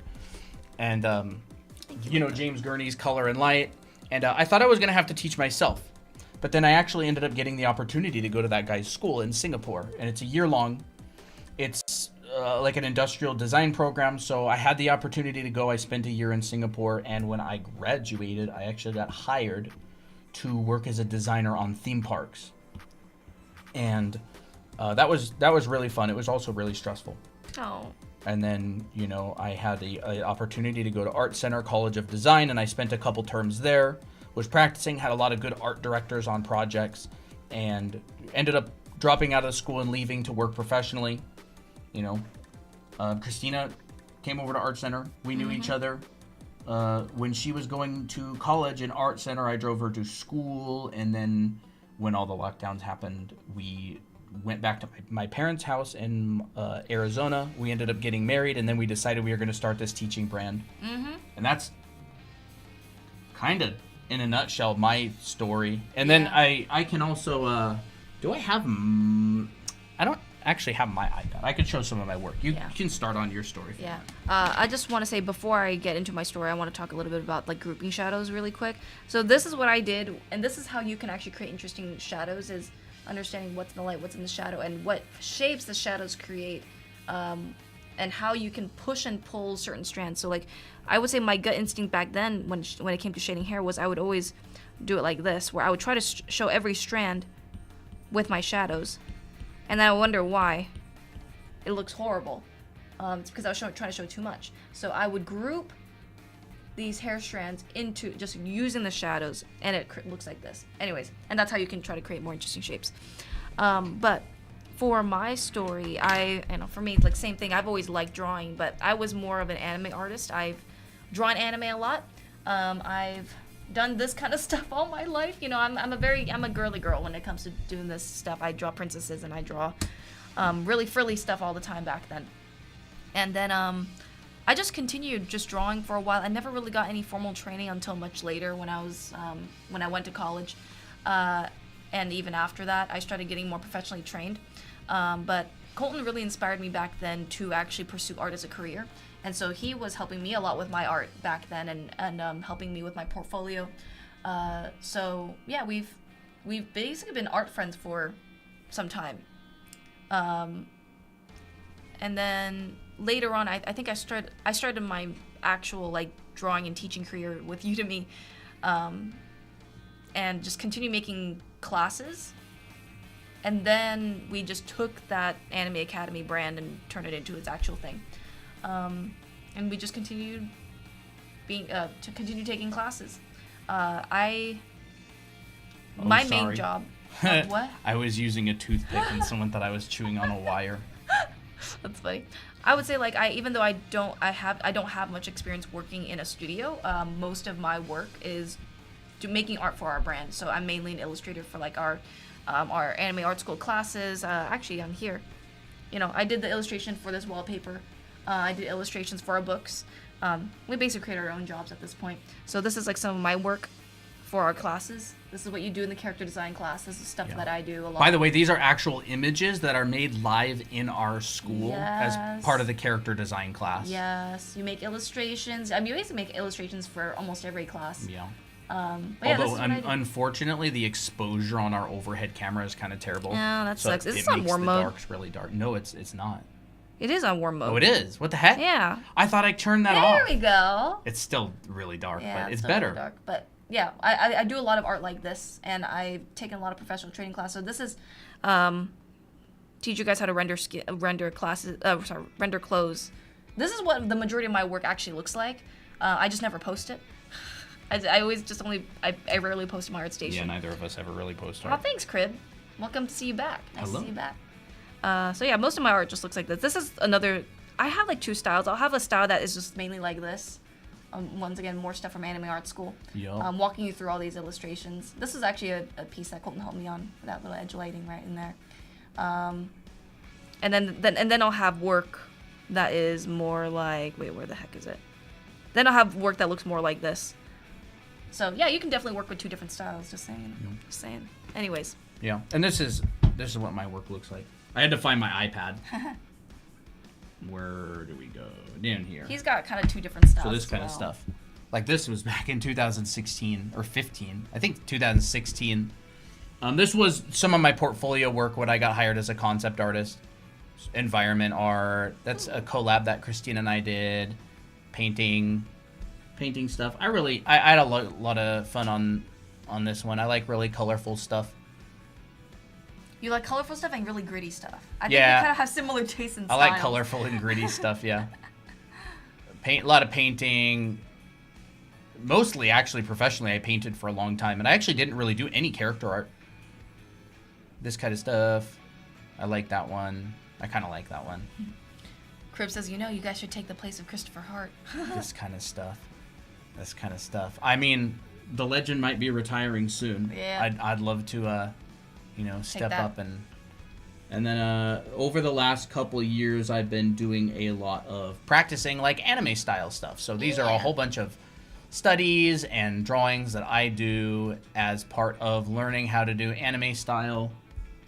So It says, would be cool if you guys had an Instagram or something. we actually just do. made Instagrams for We don't have ourselves. anything on there yet. I'm actually planning a piece that I want to post on Instagram. It's that Hannah and Ray piece. Actually, I've never seen Hannah before. At my other UOC. Yeah, I have fun with these. There's Yeah, Miki. I think you should post these. But yeah, that's kind of what our work looks like, and we're full time on this stuff now. Yep. Like, we like teaching. I had some really good teachers back in the day, and I wouldn't be where I am without them. And I still have good teachers. Like I'm learning from different classes and stuff. Yeah. And so when I was in high school, I used to watch a channel called Level Up, and there were 3 different artists, 2 Polish artists and a guy from Belgium who went live every single Sunday to teach art. They were professional artists, and they did it for completely free. And I was in high school learning, and I was just like, someday I'm going to start a channel to teach art for free and have fun. And that day was a couple years ago. That was a couple years ago. Yeah. Yeah, Fox. It's fun. You meet a lot of cool people, Oh, I forgot to say one thing. I would say generally, cell shading has mostly 2 values, but there are some things that will have 3 values. The one thing being hair. Hair generally has 3 values. You got your base, shadow, and highlight. Same thing with eyes. Eyes are actually, you can have more flexibility with the values. I chose a medium, a dark, and a highlight. So usually skin and clothes will tend to have 2 values. I don't know why. I guess it just happens that way. But yeah, that's how I, cell shade. And that's how I actually did this. I did the same thing for this piece right in here. Right? It's just the same. You got your base, which is, you know, whatever color that you want. You got your shadow tone, which has to read as a shadow, and you can shift the colors and highlight. Here I've separated out the top of the head and top of the hair and the bottom of the hair. I separated them out using value and overlaps, right? Same thing with the face. You know, what lighting is this? What lighting is this overall piece going to be? It's kind of like front. It's not really angle of incidence lighting. It's more like maybe this going this way. So my shadows are going in that consistent direction. So make sure that anytime that you're putting shadows on an outfit or on your character, make sure that they're consistent, because this is what happens. Let me think. I guess I'll just make another layer on top and just hope that it works okay. Maximum of 16 layers are quite okay. Well, I can't do it here. Let me think. I guess I'll do it in here. What was I saying earlier? Crap. Okay, yeah. Like, let's say, for instance, if I'm drawing this character and I'm rendering my hair as if it was coming from the top front, but then I start rendering my face as if the lighting is coming from here instead. And then, you know, the neck part, my shadow's going this way. This tends to happen when you don't really understand where your light source is going. So make sure that your shadows are consistent with your light source. Be careful of that. That's another mistake that people make. I made this mistake too because I would not know where my lighting scenario is. And so all my shadows will look like they're going all over the place. Thank you, Mina. Mm-hmm. But yes, this is more consistent. I have, you know, my shadows are, my light source is coming from above and front. So that means this is overlapping the skin here. So that means this will create a shadow. This will create a shadow. This shadow will trail onto the face. So that feels consistent, right? You know, you can even stretch this shadow. A lot of anime artists like to stretch the shadow to the clavicle. It's a cool shape. So I you know. And it helps frame the head. It does help frame the head a lot. Oh, yeah. He's a strange man. I don't know anything about Christopher Hart. Yeah, I don't know anything about him either. I'm not into all that stuff. I'd love to know about the lore, though. Yeah. Yeah. That is interesting. Yeah. This is something that I've been working on that I did yesterday. I've been building like this bug creature thing. There it goes. I'm making this, I love like, the head. weird, Nice speed form. making like this weird Junebug inspired bug humanoid warrior. Ooh. I haven't done anything like this in basically years. You know what I can imagine on this too? I can imagine one of these on the bicep. One of what? The hard shell. Yeah, maybe. Maybe. But yeah, it's really cool. I really like it. Look at Toby's pose. He's silly. I'm gonna take a picture of it and show it to chat. Sure. Please don't move, Katie. Oh. You know, when I used to get hired on more armor suit type concept art jobs, like when I was on Anthem and I was doing armor suits, I really struggled because a lot of armor will mimic anatomy closely, and since then I've studied anatomy very intensely for a long time, and so it actually gets a lot easier as you learn anatomy. You can start designing armor a lot better. Of course you want to study armor and do studies of that, but so much sci-fi armor actually just mimics the anatomy that it's over top of. It kind of flows with that form. We didn't really talk about multiply layers yet, which I think we will. I'm going to make a little drawing here. Of what? About what? We didn't really talk about multiply layers that much. Oh. Which I think we'll do. You know, here's this is another way how I like to organize my colors and my color layers. I'll just do a little quick drawing. I guess I'll draw Miki. Every time I don't know who to draw, I just draw Miki. The right choice, huh? Gotta go, but it was great hearing stories. Awesome. Awesome. I'm glad you were interested. Yeah. We don't hear that question very often, so it's always exciting. It's like, ooh. Oof. People are interested in us. What did I do? Oh. Okay, so let's say you have a really nice line drawing. I actually used to use the multiply layer a lot back then, but that was because I thought that in order to have shadows, I had to use a multiply layer, and then I realized I didn't have to do that. I could just literally just make your own. You know what's funny? I thought that adding a shadow meant I had to have meant the layer that I'm working on automatically put in shadows for me. Does that make sense? I don't know if that makes sense. Me. Okay, yeah, well, I don't know how to really explain it. Like, I have to think about it. Because the way how I think doesn't really make that much sense sometimes. Any tips for art block? I would say try to dig deeper into what's causing your art block. Like, art block tends to be a general term that people sort of apply to a lot of different potential situations. So, like, art block that's caused by putting too much pressure on yourself is different than art block that's caused by if your pet dies and you don't want to draw because you're super sad. So, and then people would basically call that both of those art block a lot of the time.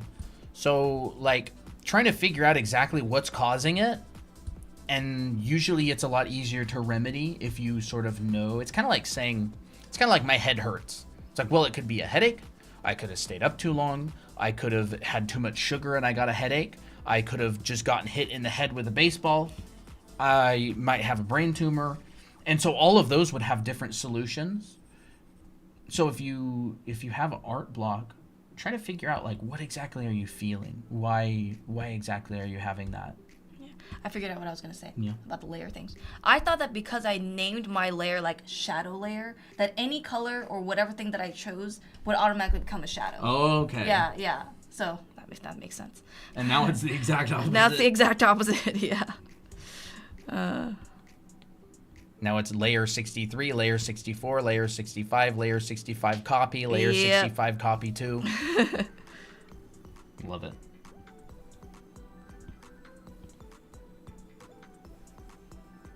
It's because, like, back then, you know, when I used to watch like some speed paints, like, people would name their layers, and I'd be like, oh, it must be that way because they named it that way.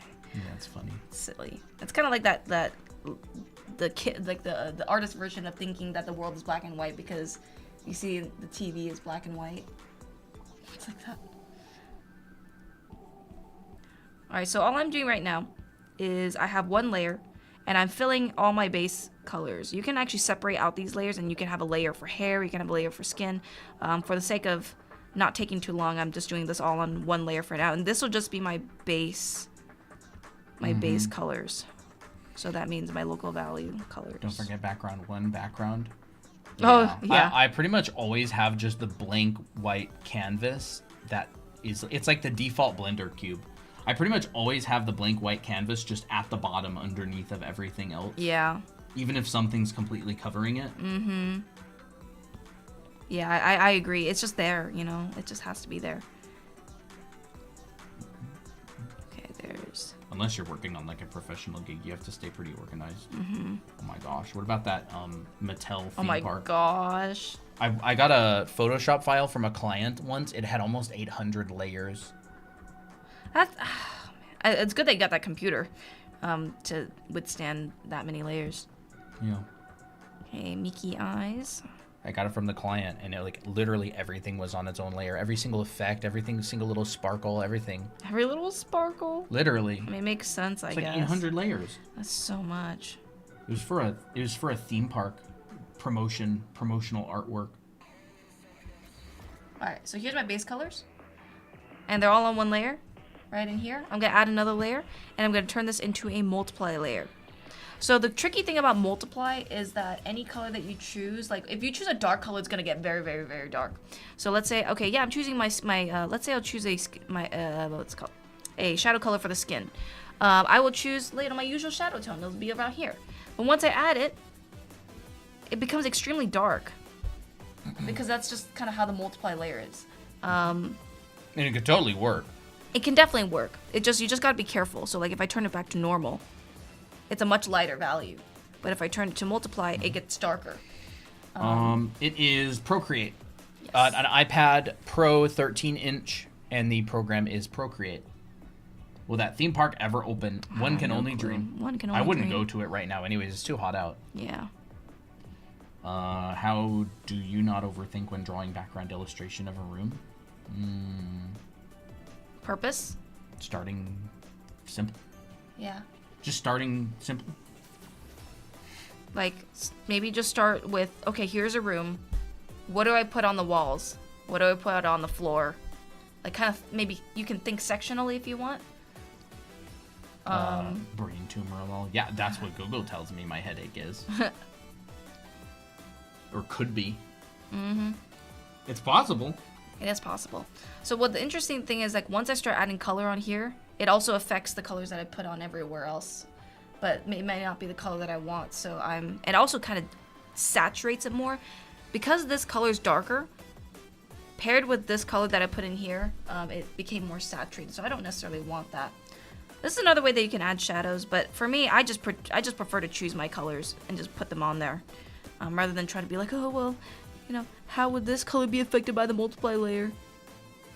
Multiply layer is just another way that you can just a different way you can add shadows. But I would add shadows this way, like without even using the multiply layer. I don't even know. Sometimes I don't know what the purpose is, other than except for maybe like integrating Speed? things more, than maybe speed. Probably speed. I mean, If you think about You can even use gray. I mean, if you think about it, I would just use like straight up. A lot of the time, especially with environments, I just straight up use like one color, and I just go like Oh, blue. a blue. Sure, let's try right? that. You could do that, and then this could be your base. Well, how like a new layer? Do you have let's like a just, mask? Do you have a let's just- clipping mask? I actually don't. I did not use a clipping mask. Wait, one Okay. second. How do you clip something in Procreate? Clipping mask. Clipping mask. You just tap the layer Yeah. and press clipping mask. And actually, I want to erase all this because I know you're gonna add more stuff to it. So, So what you could do is you can literally do that. you can tint it. And then, you can tap this with, where the heck is there it is. Tap it with 2 fingers. Do that. That's cool. And then you can literally just erase out your lights and then tweak. So like all of your lights. There you go if you want. All your base colors that you've put in would show. And then you just paint with white. Yeah. Or you paint with the eraser tool. So Like like this sort of thing. That is one way you can use it. Actually, a lot of people paint like this. that. They do Yeah. environments like that. Of course, this is not the end product. This is not the final. Like you would tweak and you would create transitions and stuff like that. But it's a really good way to work, But again, cool, skin honestly. doesn't. You would definitely want to come in there and add subsurface scattering. Yeah.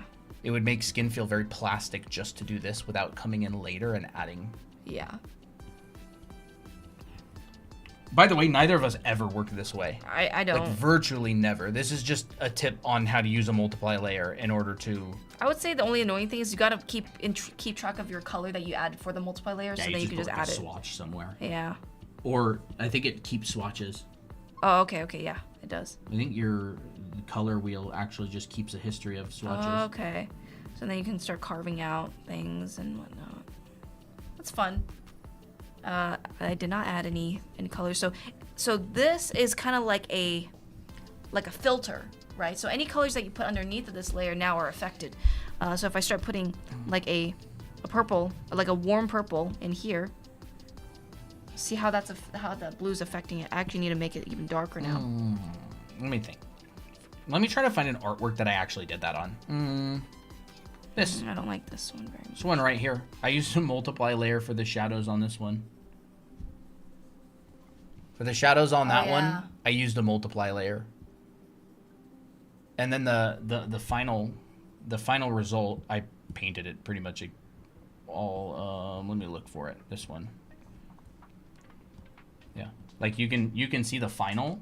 It's completely different. But like I used a multiply layer to get those initial shadows in. Like on the truck, I used a multiply layer. On the house, I used a multiply layer. If you could call that a house anymore. It's cool. Oh, I like that. Like a lot of it used a multiply layer to get the very, very base shadows in. I'm touching the microphone. So the multiply layer also does this. It makes lights darker and it makes darks even darker. So if I took out this layer, you can see that my... I used a multiply layer on this one too. Oh, okay. Oh yeah, Yeah. I've definitely... This one has a multiply layer. The camera that's videotaping my phone makes it really contrasty. He is so zonked out right now. You always want to go back in and mess with it and fix know. it. You know, if I choose like a pure white, this blue tint right here basically just darkened it immediately. But it still reads as a highlight, you know. It's just, once I remove it, some things just change because this is affecting everything else. And you totally go back in Oh yeah. and you just make a new layer on top of it. and you choose that color, and you go zoop. Whoa. Oh, you mean on top of the Oh multiply? yeah, on top of the multiply layer. On top I of the didn't multiply. realize it would give this a clipping mask. You know, you would use. I don't know if this will work. I think I it will. didn't realize syrup was up. You know, you'd have something like Subsurface scattering. subsurface scattering. I'd never draw it like so that. pretty. What line art brush would you recommend? You can do line art with any brush you want. Yep. Depends on what effect you want. If there is a brush that exists, there is a professional out there who uses it for line art. Yeah. I assure you. So it's completely up to you. The one that Christina uses, she uses a couple different ones. Syrup, Syrup on the iPad. GSS Blade 1, which is the one that's available for download for free on our site.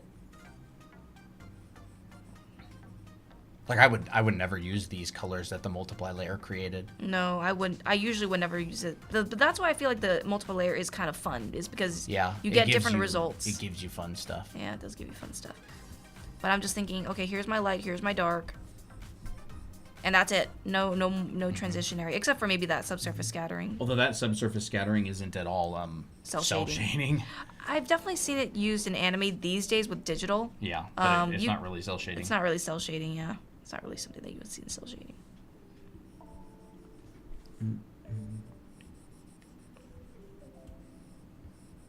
So how's everybody doing anyway? Everybody doing good? I don't really mind that much when people backseat in chat. Just when every single thing the streamer says, they try to like contradict it or say it's wrong. That's when it's annoying. Or like, oh, this looks... Because like at that point, you literally should just go start your own stream. It's like, you know, starting with watered down something that's the opposite of what you want to say. Why don't you just start with, you know, a blank slate? Pretty good, just drawing. Awesome. Katsuwa, do you want your watercolor done today? Are you gonna be here? I assume someone on TikTok did that. Yeah, some random person was in here earlier. Like, pretty much every single thing that was said, they had some message in chat that was like implying that it was wrong. Yeah. It's Which kind is of like, annoying. is weird. I don't know. Who does that? Like, who has that much time? I'm like, just like- go back to drawing. Yeah. I'll be here all day. Or like, just hit the live button. Like, they had enough followers to go live. Komugi, like, oh, like Hunter Komugi. Trying to put a face in 3/4 perspective. Nice. Cause I'll be here all day. Crunchy oranges. Ooh, yummy. I can do a watercolor. I'll be here all day. That sounds pretty good. Can you give me a tip on how to draw hair? Drawing hair, overlaps, and draw ribbons. Draw a lot of S curves. A lot of S's, and even combining different S curves together to create interesting shapes. And then you could create another S curve on the inside, because that's could be a hair strand overlapping and breaking up the shape. New, what's our names? My name is Colton. My name's Christina. Yep. And we are Draw Anime Academy. Oh yeah, I was gonna say Anime Art School. I have no idea why I was gonna say that. Yeah, we collect. I just want to say that we just collect a bunch of images from Anime Art School, and I'm just really proud of it. Yeah, it's I'm really proud of all the insane. images, guys. Look at this. Look at all this. Like, Yeah, these are sick. These are all images from Anime Art School. Like, this reminds me of when I saw Manga Studio 5 for the first time in the Yeah. packaging. oh, I love these. Ooh, that looks That nice. was fun. I did all the box art. Yeah. You did a lot of the drawings. I did a lot of the drawings. You did the box art. You know, Yeah. that's what we cover in our Heads and Faces class. So if you're new and you want to make your own manga and you don't know where to start because learning anatomy, learning heads and different angles and perspective is hard, we built this program just for you. So here are just some examples of what we cover, covering a bunch of hairstyles. Look at all these expressions. I love those. I love these expressions. There's so many. Hey. You know, I never really see expressions being taught in this mild, hot, and spicy way. Yeah. For, especially for different characters Yeah. too. Well, we had a teacher and really high level concept artist, and he was teaching us like background and environment design. And the way that he approached it was that he made 3 versions. One of them was mild, one of them was hot, and one of them was on fire. And so we kind of just took that, and put it into applied it to like expressions. Because it makes sense. There's like different varieties of expressions everywhere. So yeah. And we are siblings. But yeah, That's funny. I really like this school. I was Yeah, very proud of a lot it. of good stuff. I didn't even know that my drawings looked this good. Sometimes I'll just think that my drawings don't look very good, but then I'm like, I'll look at it, I'll be like, oh, it's actually not too bad. Yeah. I'm pretty proud. These are just all lessons Mm-hmm. from different classes in the school. Yep. And it's super affordable. Like if you've been looking at colleges and you like work and you want to learn how to draw and learn like good foundation, and you're looking at colleges and you're just like, there's no way. Why does it look There's so no way. green on the I camera, have dude? no clue. But if you've been looking at colleges and you're just like, holy crap, that's so expensive, this is definitely a good program. It's like a complete college for like $497. It's got pretty much all the classes you would take in a college. Yeah.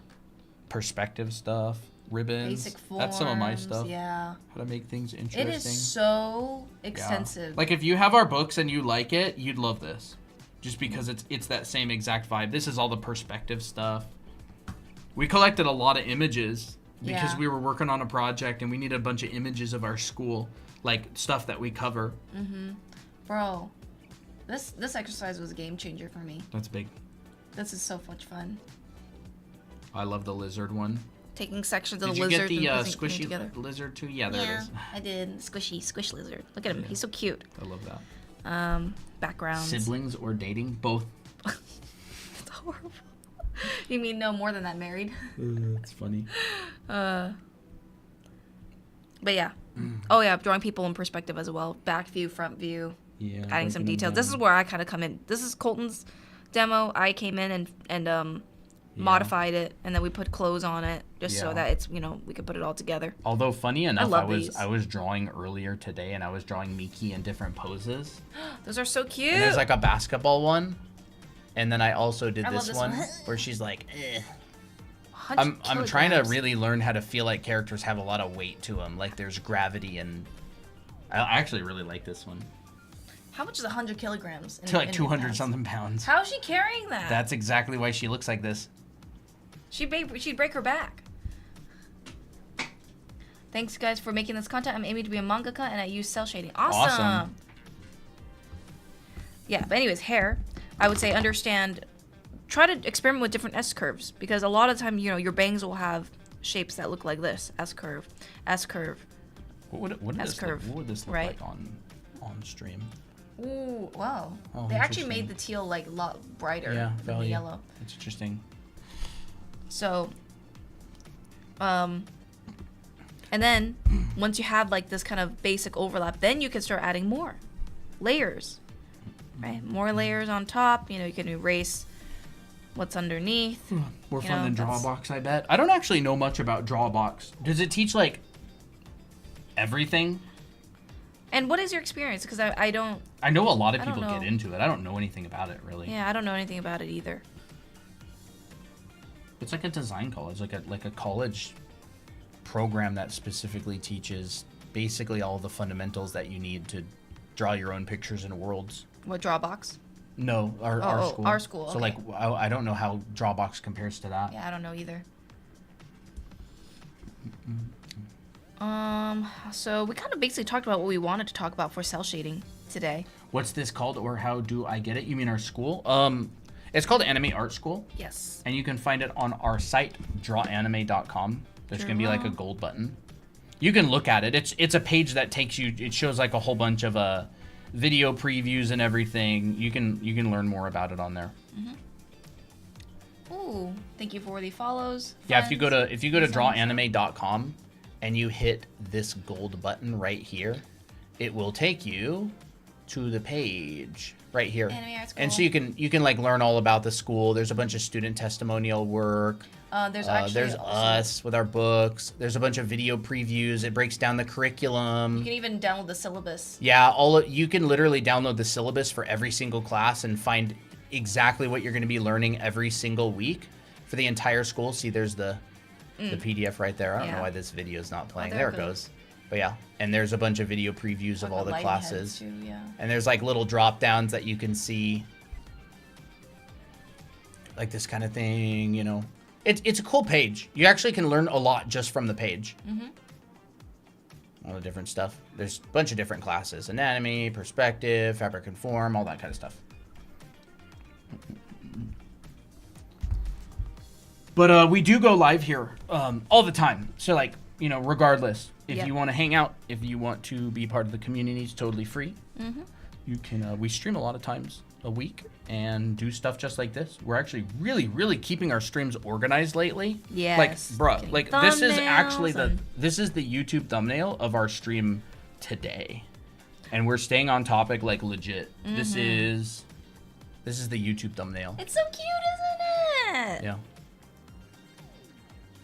So much fun. There's Miko, one of our mascots. Actually, one thing that I want to talk about. So, Katsua, if you're finished with your character sheet that you said you wanted to update, just send it to me.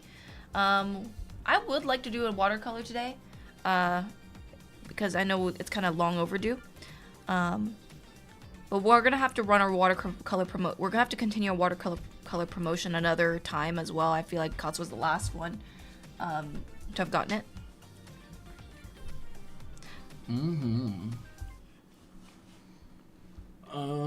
Focus, Molly, Love, Luffy, STFU friends, thank you for the share, and then the rest, thank you for the follows.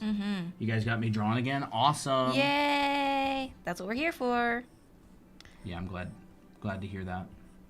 Chi Crunchy Oranges, thank you for the follow. It's Kira, thank you for the follow as well. So sometimes what I'll do is this is how I think. Whenever I see a body, this is literally like, and I have to shade it, this is what I think. I literally think of bodies in primitive forms just like this. I don't even think about anatomy. I don't think about, what's the specific curves? What's the style that I want? Style comes later. Actually, your style will generally come on its own, depending on like what you do. But I always just think, okay, where's my boxes? Where's my boxes going? Where's my cylinders going? Maybe we'll have a arm that goes out like this. So what are you working on right now? Just drawing a body, and then I'm gonna simplify it, like cell shade it. Kind of like the thumbnail. Kind of like the thumbnail, yeah. Because I didn't really do that earlier.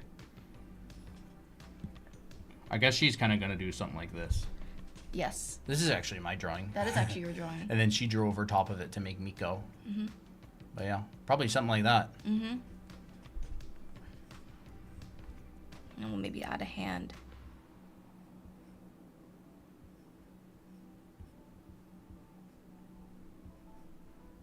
Like that.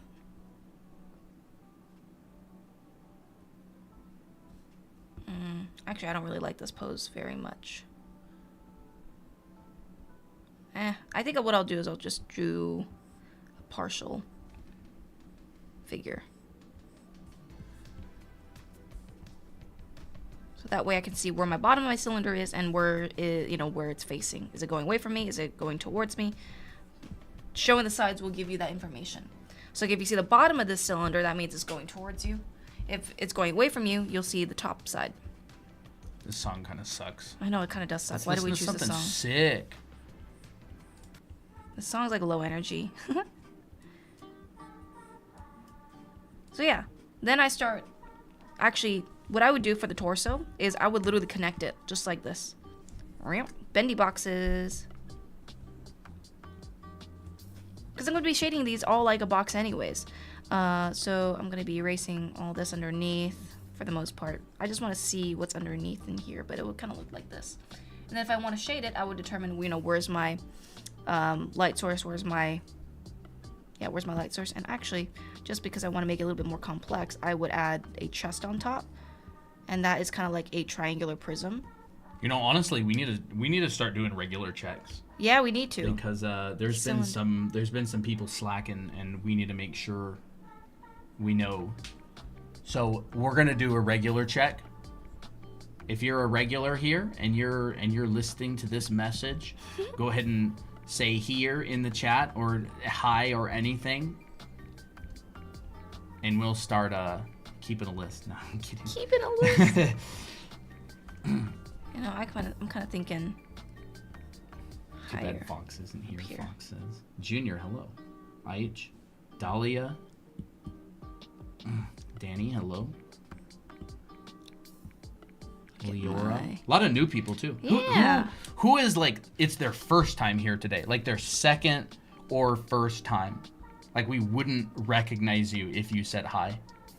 It's a Cricket Slayer, I know you. You're a regular. Cupcake, Unicorn Sprinkles, hello. Komugi, hello. A, Stuff Maybe, James, Right, J's, JX, Michi. What does that say in Japanese? I don't know. It's I don't know. katakana. I can't read it. I'm sorry. Emo. But hello, welcome. Jinx, Sarah, Sopapilla. Sopapillas? I love those, dude. I want one so bad. I haven't had one in so long. I haven't had one in so long Tino, either. Gamma, Kava, Mr. Rack, Salute. Stuff get out, you're not new. Fox, shots fired. Not enough. Not gonna say that word. Hello, welcome. What is that? A cupcake and a poodle? Oh, Thank that's you. cute. I mean, Cupcake hello. poodle. First time cheeseburger says. Nice. Yes, nice. I love it. Welcome. Yeah, we're just doing our regular stream here. Mm-hmm. Michi, hello. You know, I'm kind of thirsty. Here's some water. It's a little bit of water, but enough to We're tide gonna us have to through. ration. Not like we can't get any water anywhere else. So I've decided that my upper body area will be mostly in light, and then my lower body will gradually transition to shadow. But because cell shading doesn't have transition and gradients, I literally just went like, okay, I'm just gonna put this all in shadow. And I don't put any lights in here because if I start putting lights, it's gonna get confusing. Like if I start adding my lights, unless there's like a reason for it, it's just gonna look odd. So I just simplified this all in light, and it still feels pretty good. What I even did here was I added a bit of the triangle for the nose poking out. And then actually this neck will be covered in shadow because of where the head is. Mia Flint, Charles Lewis. Sorry, I didn't read as much YouTube chat as I did the TikTok chat. Oh no, my water's gone. Oh no, our table. It's broken. You want me to fill up the water? Yeah. Hi.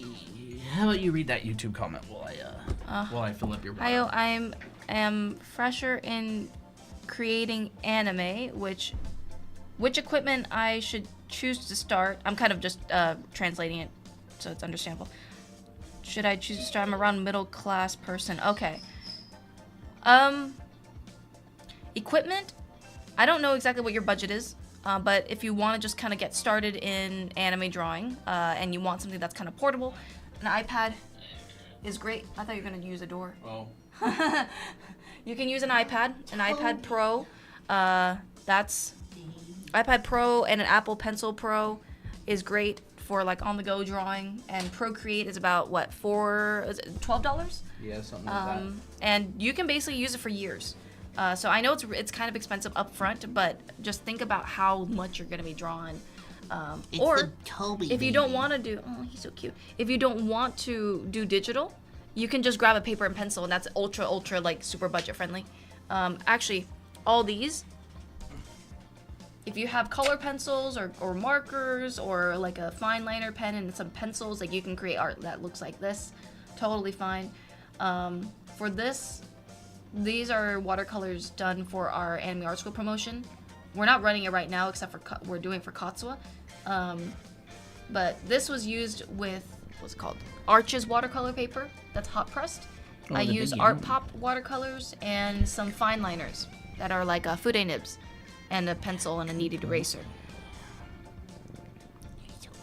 So I really want to try how my art style similar to the Moe style, so I'm planning on buying an iPad. You can even just do a Moe style with just paper and pencil. Just study the style, figure out the head proportions, the eye proportions and stuff.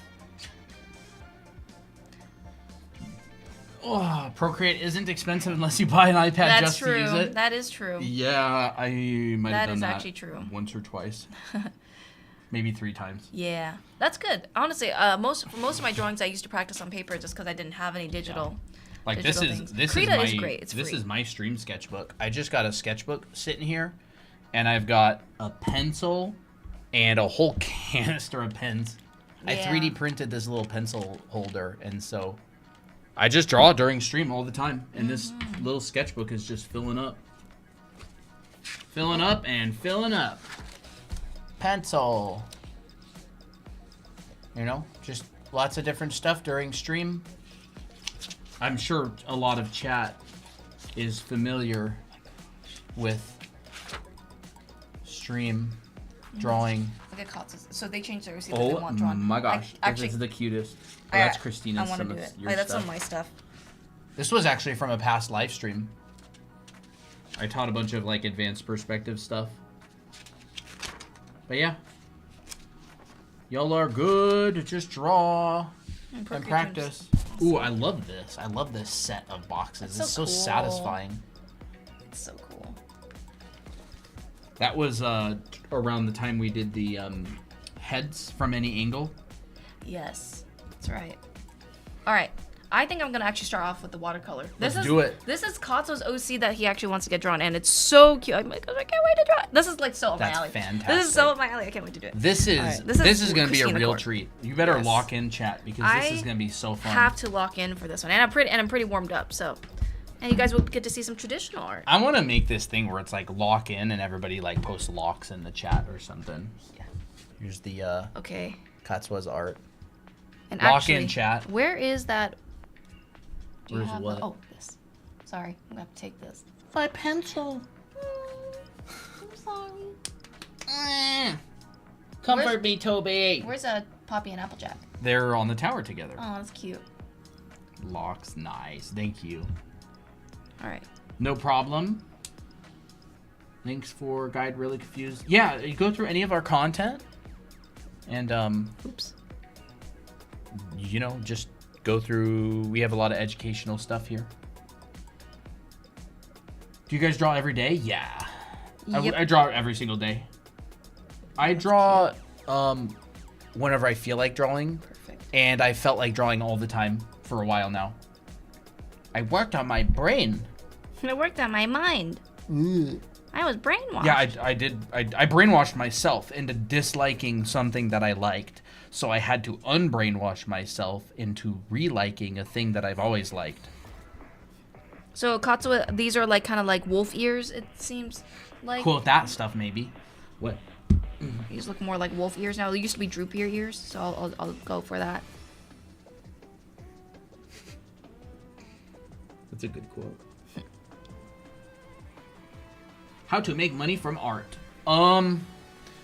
Anything people are willing to pay you for. Look, the thing is, and this is more business, the only way to make money is for someone else to give you their money.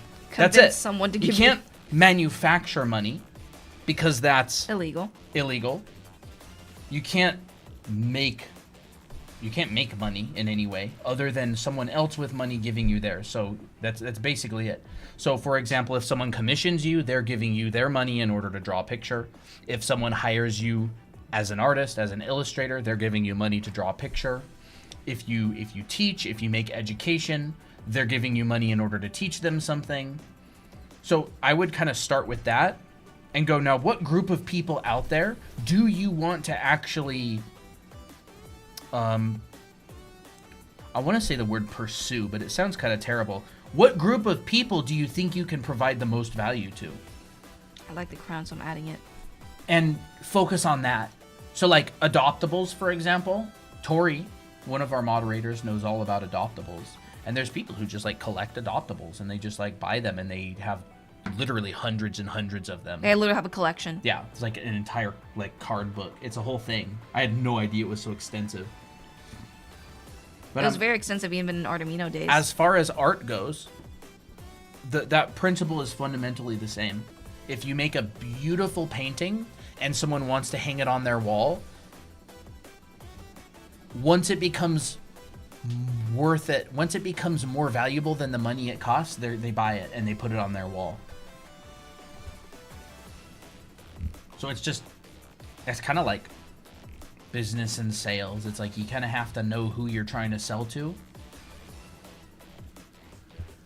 There's literally artists out there that make a living off of YouTube and they don't even sell any art. They just draw, and what they really are is entertainers. And people watch them and they get ad revenue from YouTube videos and they get sponsors. And that's what they do for a living. It's not what we do. But there are literally artists out, and then they draw literally whatever they feel like. And they make money because people watch their stuff. And so they have to make sure that their videos are entertaining and engaging. They're not actually making money from art. They're just making Content. art as they entertain people. It's pretty cool. What days are you guys streaming? We stream Mondays and Fridays, but we do stream in between days a lot of the time these days. Do you have a kneaded eraser? Visual diary. Did that help? Like, was that understandable? What's up? Do you have a kneaded eraser on you? Yes. But what am I gonna do if I get stressed out now? I'm not gonna have anything to. You do it to Toby.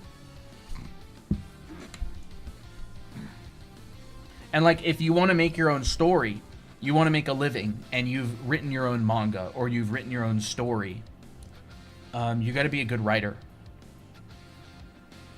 Because again, well, the interesting thing is that we live in this world right now where you can actually make a living without. So if you make a living on YouTube, your viewers are giving you their time. YouTube or sponsors are the ones that are giving you their money because people are watching their advertisements. So you're basically ad spots for advertisers. That's like how you make money on YouTube, right? Unless you're, of course, you're selling your own product. So you make a video, 100,000 people watch it, and an ad runs during your video. A business, you know, whatever. Let's just say. What's like an art supply? Art supply. Let's just say like Prismacolor. Like Prismacolor, right? Let's say that Prismacolor goes on YouTube and they go, I want to run ads on YouTube. And YouTube goes, okay, we're going to run your ad. You're going to give us, say, $10,000. And we're going to run Prismacolor advertisements to people who watch YouTube videos. And then YouTube plays those advertisements on your video, and then they give you some of that $10,000, and that's like ad revenue, right? It's like they split the money. Like, I've got the platform, YouTube says, and you've got the viewers. Let's make a deal. We'll give you some of this money. Prismacolor runs their ad on your stream, so long as it's family friendly and safe, and you follow all the guidelines and blah, blah, blah, blah, blah.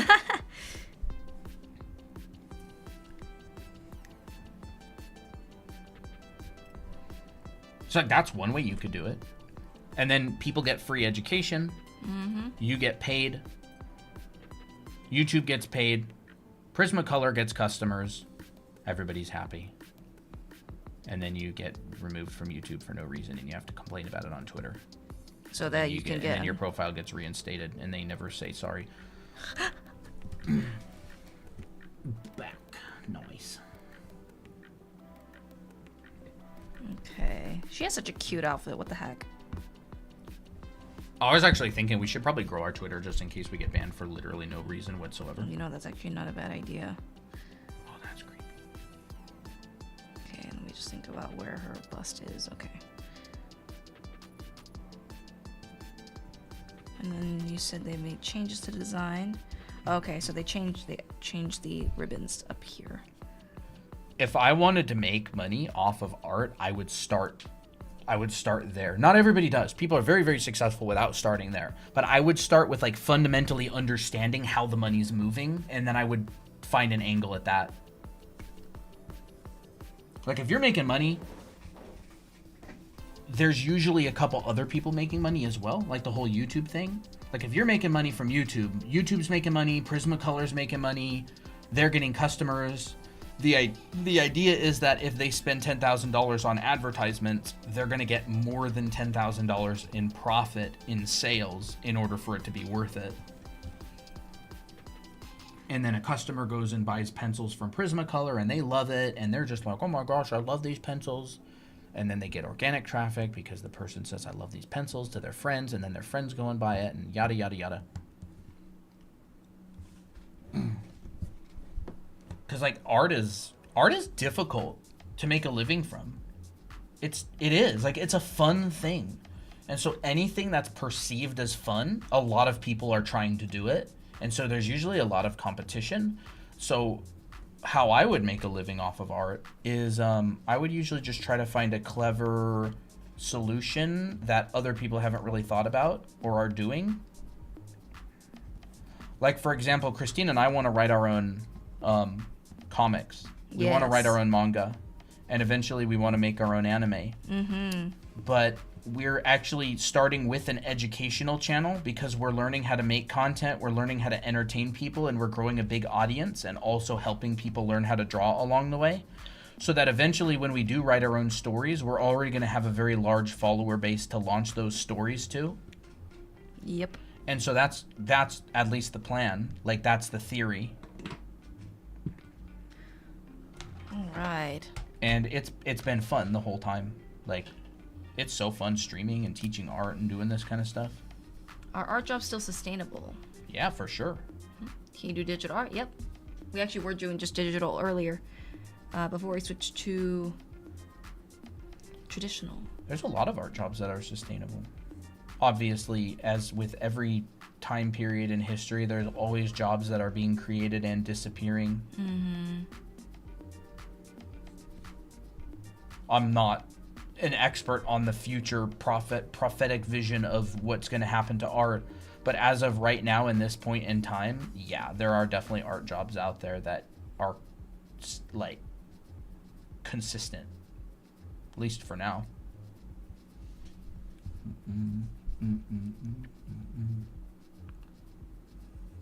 Wish your comic will be successful. I hope so too. Aw, thank you.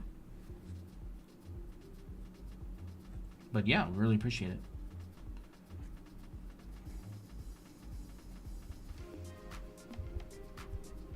I just started learning to draw and I love it. Awesome. Yay! Do you need a foundation such as perspective for your course? What do you mean? We For teach your course? foundation. We teach that? it in our course. I mean, Our that's the courses. point. Yeah, we're an art channel that mostly focuses on foundation. Mm-hmm. So like the things that we teach, we both have a background in industrial design, and so we have attended schools and taken a lot of classes that are very foundation heavy. Yes. So we teach that. Yes. Have you ever tried to make a storyboard? Yeah, I've taken a storyboarding class, but I've never done storyboarding. Ooh, I actually want to show you show you guys some of the sketches that I did for Jean's homework. I sent it to myself, and I was actually really proud of it. Oh, I guess I mean, you already need to understand perspective or basic shapes and color before taking your course? No, you learn it all from the beginning. You learn things from complete scratch all the way to bringing you all the way through. Hey, Nicole. It's been a while. Welcome.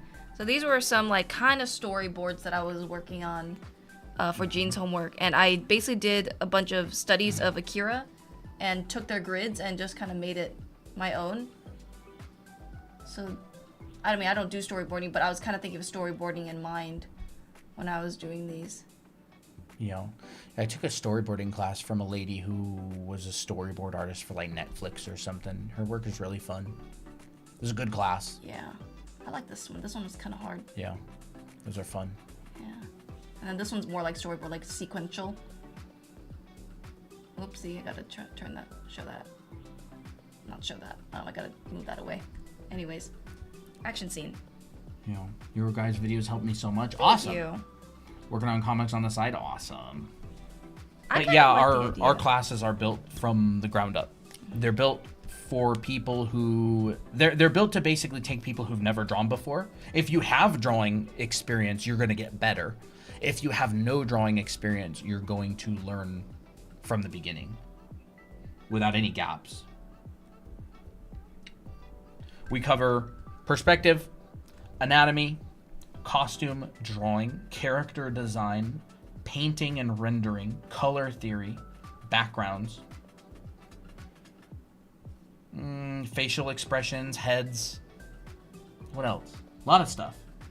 Clothing. Which ones did you? I was kind of. Oh, it's all good.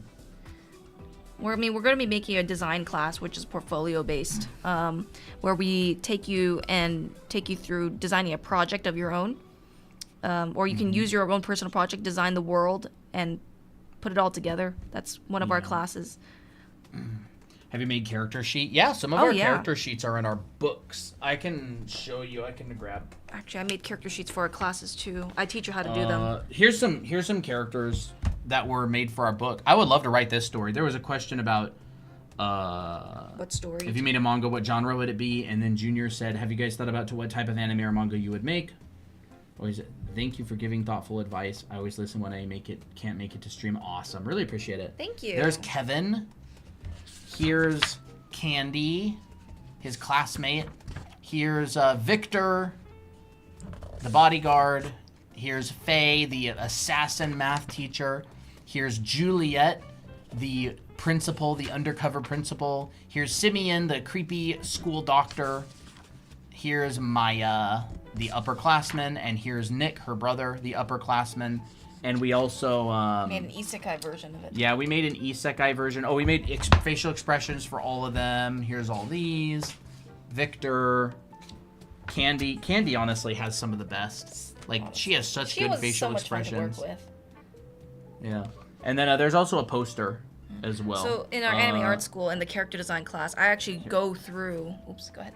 This is the poster. Yes. That's Here's the poster. Fake anime poster. Yes, and it's called, so you're saying this snot-nosed brat is the future mafia boss, and it's like a funny story that we came up in our how to draw book, where we designed a bunch of characters. And, you know, if anybody wants to read it, I'll show this, and you can pause the video on YouTube or something and go back.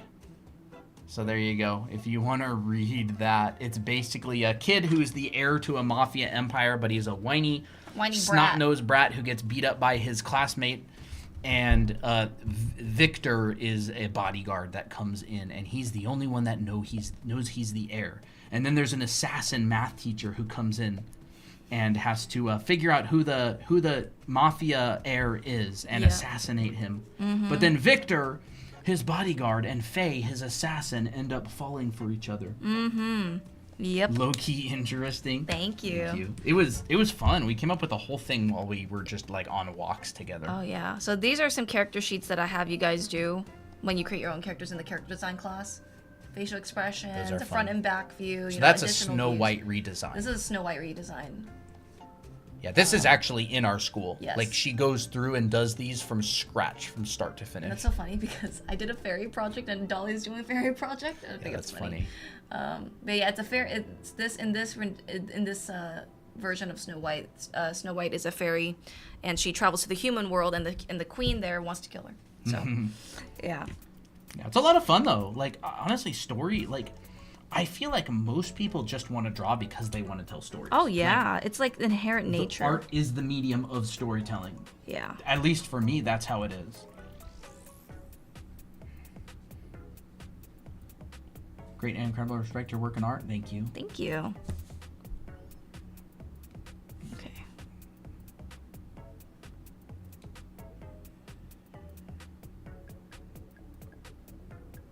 What did you say the perks were for buying the full course was again? What do you mean, Katsuwa? The perks? Well, you get the class forever. Mm-hmm. You also get a watercolor, and you get both books signed and mailed to you. Mm-hmm. And any new classes that we make in our anime art school will be put up. You don't have to pay for those. Yeah. I honestly think that, like, the watercolor promotion, we should probably just, like, announce that it's ending. Yeah. And I say, like, at the end of the week. I would say we might bring it back during, like, the next 12-hour stream. We haven't planned the next 12-hour stream. Yeah, that's the thing. I don't know when it's ending. So I just don't know when we're going to keep continuing it. Yeah, generally when someone buys our anime art school, they get a watercolor made. Do you want to grab some of them? Yep. They get a watercolor made live on stream like this. It ends up being like that. Where's the other ones? Oh, there they are. They're in like a pile back there. Another one. They're all Miki. There's Ray. Here's Miko. Yeah. We don't have any guys. Yeah, I know. We It's because shipped them all out. We did. A lot of the guys that we Yeah. do draw, they're all shipped out. And you also get volume 1 and 2 of our books. So this is volume 2. This is the one that mafia story, the snot-nosed brat, was in. Mm-hmm. And then this is volume 1. And we signed them and we mailed them to you for free. So that is the promotion that we are running. But we're actually going to end that promotion, I think, at the end of the week. We've been running it for quite a while and we've been Yeah. kind of lazy. And we're just like, okay, we got to wrap it up. Yeah. So- Where to buy these books? You can get them on Amazon. Yeah, the books pretty you can get iconic. on Amazon.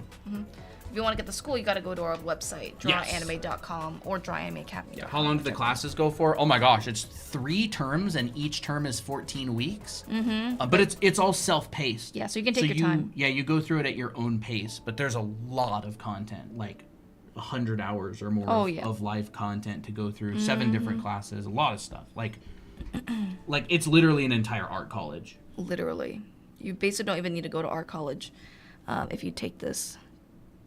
It's all the same stuff. It's because we literally went to art college ourselves and we've taken a bunch of classes and we basically just put everything that we thought was useful into that class, into that school.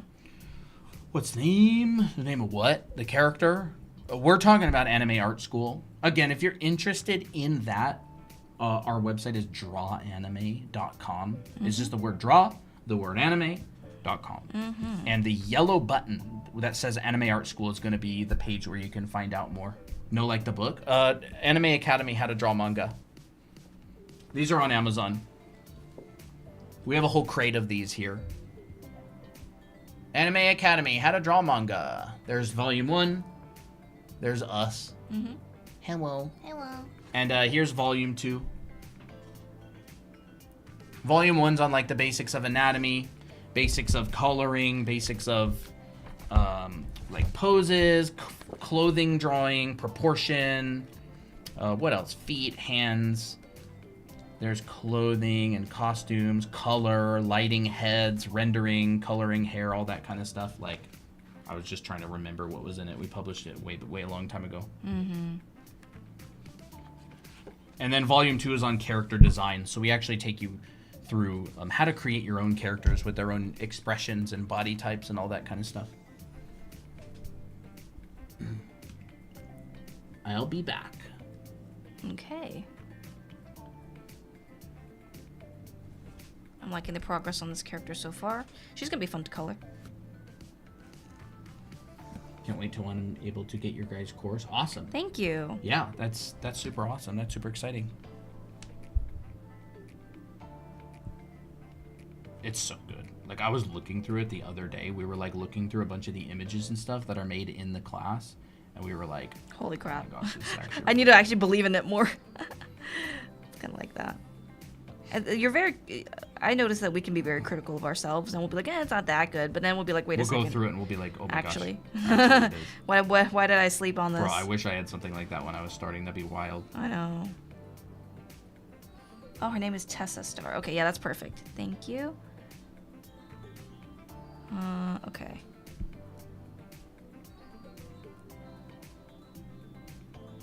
I feel like I've gotten more confident in drawing lately ever since taking that mentorship. What's the difference between Kindle and paperback? So only book 1 is in Kindle and paperback. Book 2 is only paperback, but they're the exact same. It's literally just a digital version of all of the pages in their entirety. There's no difference whatsoever.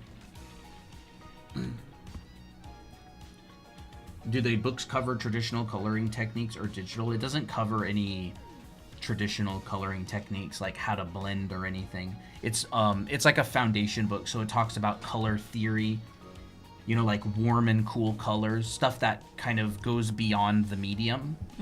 Like, but it teaches color theory and like where to add shadows and how to light things and what color to make them. But it was done digitally. But you would kind of treat these concepts similarly to traditional and digital. Yeah, but it doesn't teach you anything about like how to hatch or Yeah. how to use a pencil or use a paintbrush or anything like that. It's like, here's the warm part of your color wheel, here's the cool part of your color wheel, here's how to, you know, get good shadow colors. So you could emulate that with oil paint or Photoshop. Heck, we've been doing oil painting lately. We're taking an oil painting class. It's really fun. I'm learning digital. Yeah, most of what we do is digital. Do you guys do realism or just anime? I do realism. We do both as well. Yeah. Most of what I do is realism. That's what I did professionally for a long time. A bit of ruffle underneath. This is a cute one. You drew her like a Miki. Yeah, I drew her like a Miki. She kind of feels like a Miki vibe, you know? Do you guys have a video on how to tell what perspective a character or drawing is in? You mean like breaking it down, showing you where the horizon line is and what angle they're at? No, but we have videos on how to make it, and you would basically just reverse engineer that.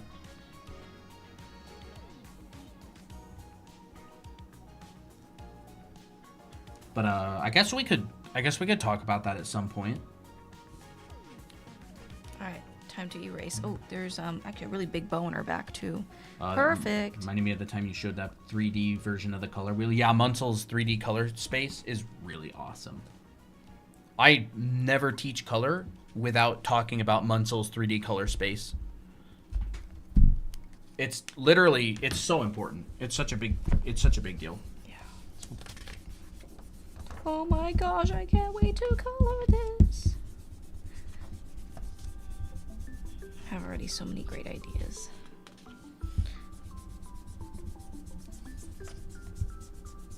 This book is really, really good. It's super complicated, and nobody who buys it ever reads it. It's almost like an artist coffee table book. Yeah, it literally is. With a bunch of information. Painting for value versus painting for color. We still want to make that, janky how to draw anime joke book. Bro, I would love that so what if we even worked much. on that in our spare time?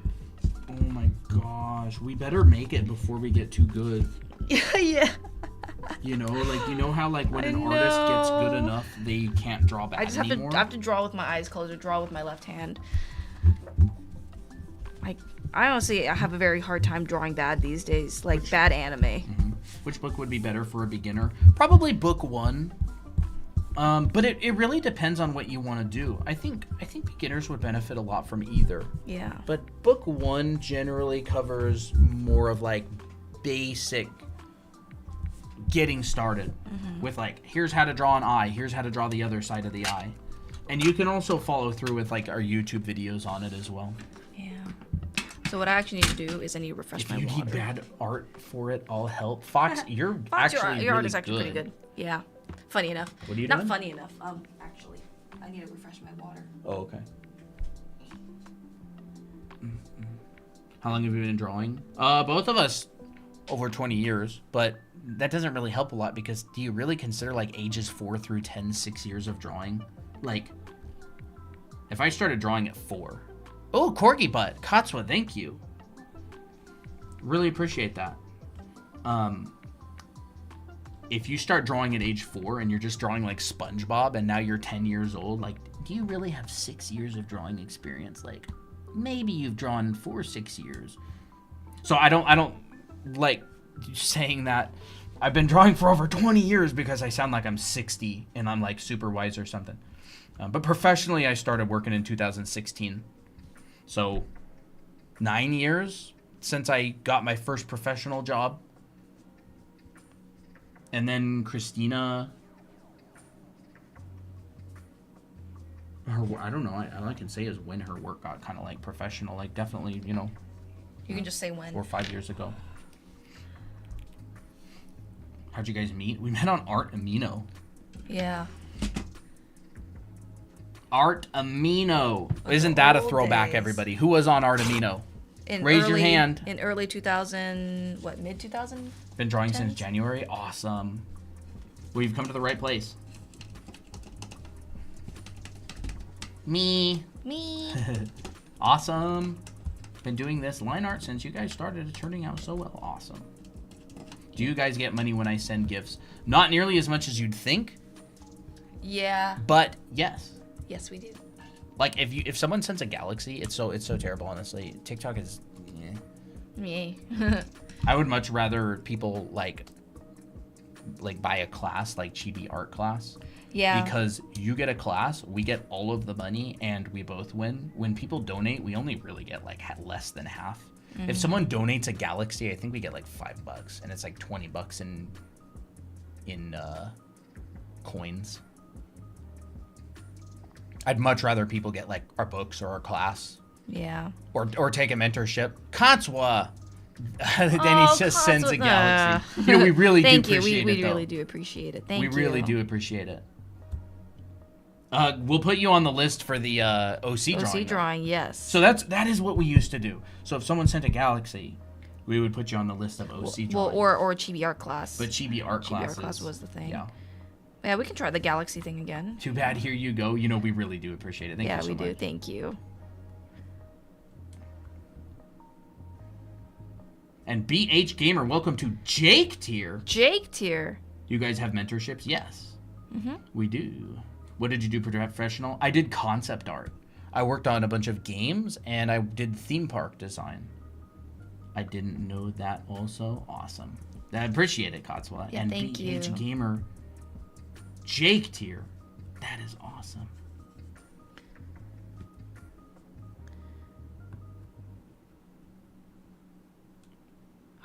What games? I did some concept art for Call of Duty Black Ops 4. I did weapon design for Guild Wars. I did suit design for Anthem, that EA game that totally flopped. I helped design some of a map for PUBG. I worked on that map called Destan, Destan. What else? I worked on a game called Ender Zion. Yes. I did environment design for that. What else? You work on so many projects as a freelancer. Like, I mean, think about it, right? If you work on a project for like a couple of weeks and you work as an artist for 5 years, that's like 50, 60, 70 different projects that you work on, and you just can't remember them all. I work on a bunch of mobile games with like airships and stuff. I worked on this one game called Storm Divers that was like when Battle Royale games were starting to become really popular. It is a horrible game. But that don't matter because you got paid. What else? COD, my fave game. Yeah. But I didn't do a lot of work on Call of Duty. A lot of their artists are in-house at Activision.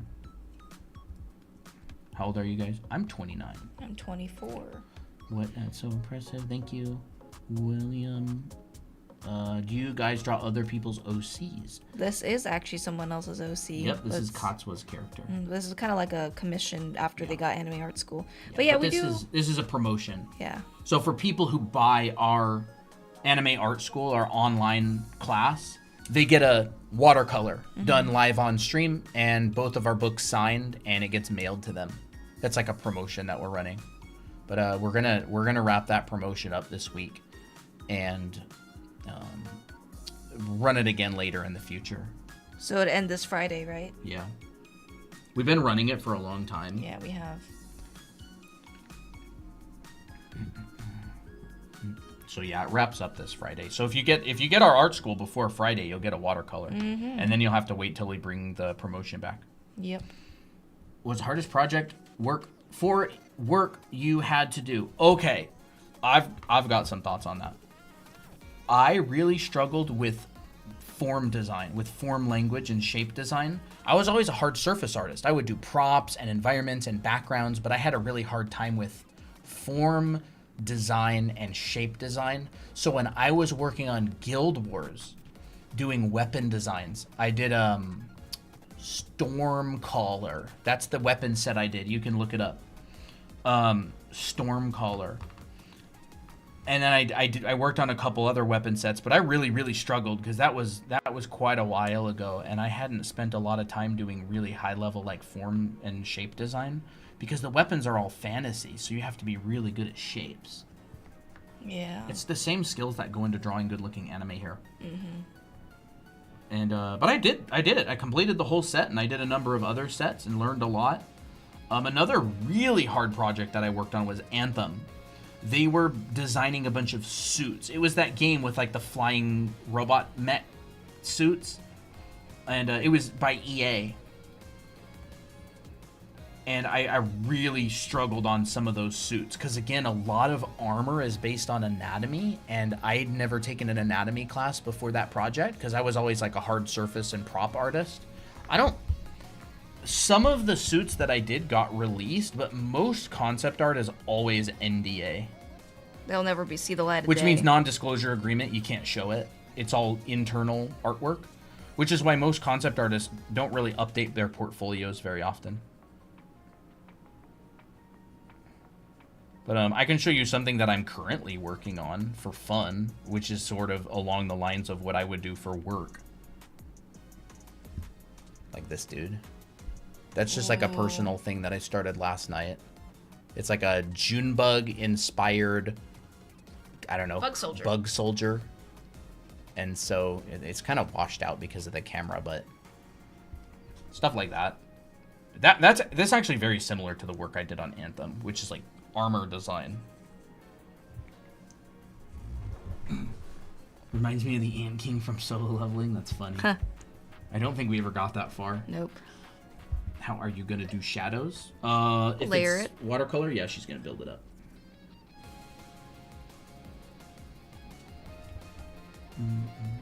What watercolor palette does she use? This is the 24 pan set from Art Pop.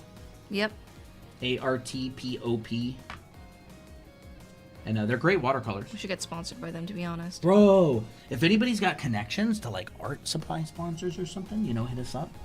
Actually, should we just email them and be like, we use your Yeah, that'd be we use sick. your thing? I mean, we might as well just go to them instead of them to us. But we don't need to be sponsored by them because this is literally never going to run out. That's true. Like, you've done so many of these watercolors and you've like not even made a dent into the watercolors. Yeah, that's true. That's why I really like watercolor.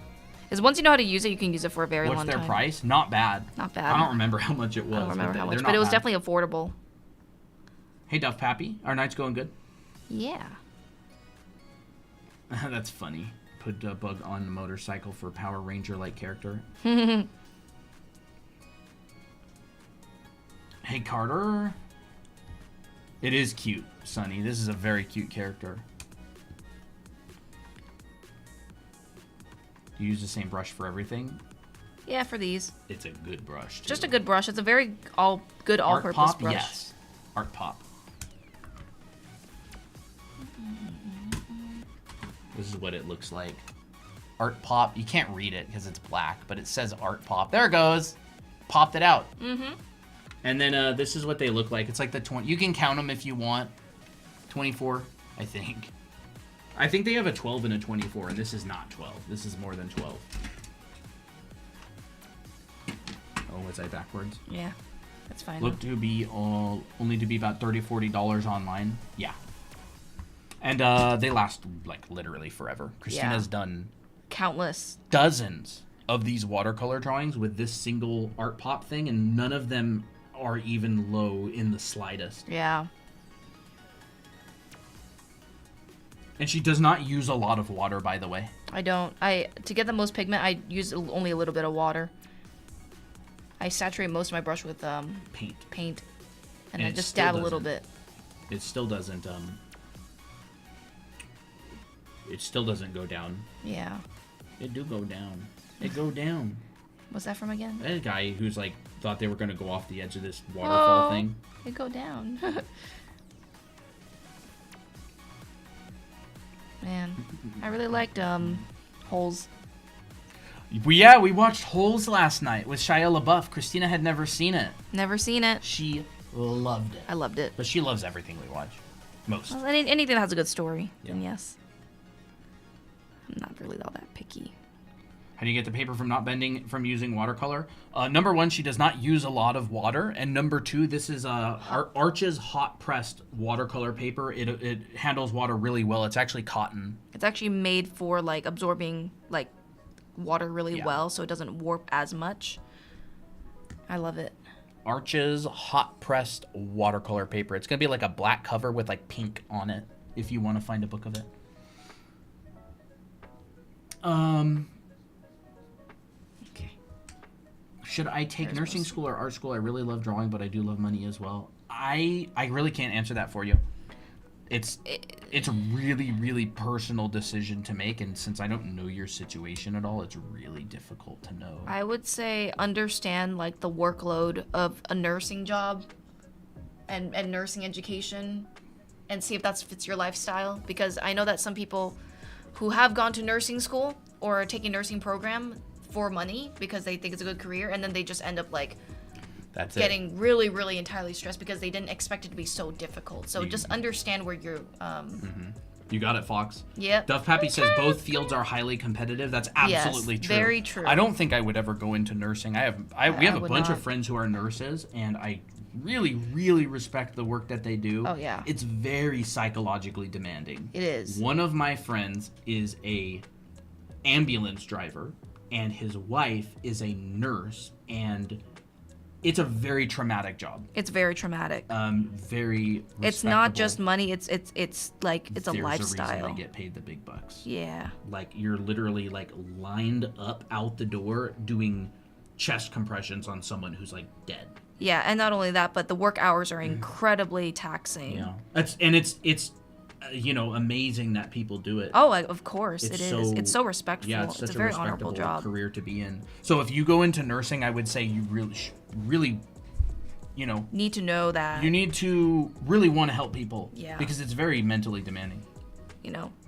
It's kind of also like a bit of a thankless job, because there's definitely like gosh, yeah. it's kind of a thankless job where people don't really know how much work you put in as a nurse, and with every job there's going to be conflict, but And you nailed it, Fox. I'm tired of this, Grandpa. yeah. You keep digging. I love that movie. I haven't seen it since I was a kid. I haven't seen it since I was Fox's age. Must have been. Oh my gosh. I was in like 5th grade when we watched it. How old are 5th Really? graders? 12? 11? I think they were like 11, because 12 is 6th How old are grade. 5th graders in the States? They like 12, 11? I haven't seen it since I was so young. Such a good. Is it watercolor or gouache? It's watercolor. This is watercolor. 10 or 11? Wow. It's crazy to think I was ever that young. 5th graders are 10. I thought that was 4th graders. I guess it depends on Holes like came what out year they 2000. came in. Was Holes Really? Shia LaBeouf's first movie? No, he was in Even Stevens. I don't think that's a movie, but it's But why a did they TV say show. introducing Shia don't know. LaBeouf? I never knew that this color was actually like this really deep magenta. I never knew that. Along the lines of that question, if you should go to art school, art schools are a minefield. They are. Some of them are extremely worth it. If you really know what you want and you're focused, they're totally worth it. Some of them are like, you graduate school, you haven't learned anything, and now you have a mountain of debt. They're very, very dangerous. I would say the best way, in my opinion, of course, when anybody says best, it's like their opinion. If you want to go into an art career, find people who are currently, say this all the time, all the regulars have heard me say this, find people who are currently working professionally in the field you want to get into. Find like 10 of them, send every single one of them an email asking them for advice. And you'll hear wildly different answers, but it'll give you a good idea of that. Like I was applying for a job at Bethesda Game Studios, the guy that makes like the place that makes like Skyrim and Fallout. And what I did was I bought the art of Fallout 4. I opened the book, I found all the concept artists, and I added them all on Facebook. And I sent every one of them a message. And I was just like, hey, I really like your work. I looked up their work. I looked into it. I studied their work. I really like your work. I really like this piece. I want to get hired at your game studio at some point. Could you give me some advice? 5 out of 6 of them got back to me. And they were in depth, like caring responses. They were great people. And they were like, yeah, like I sent them my portfolio and they were like looking at it and they were giving me advice. And one of them literally was like, yeah, I could show you my art. I could show my art director your work during work tomorrow if you want, like see what he thinks of it. And like, that's so important. So if you're thinking about going to art school,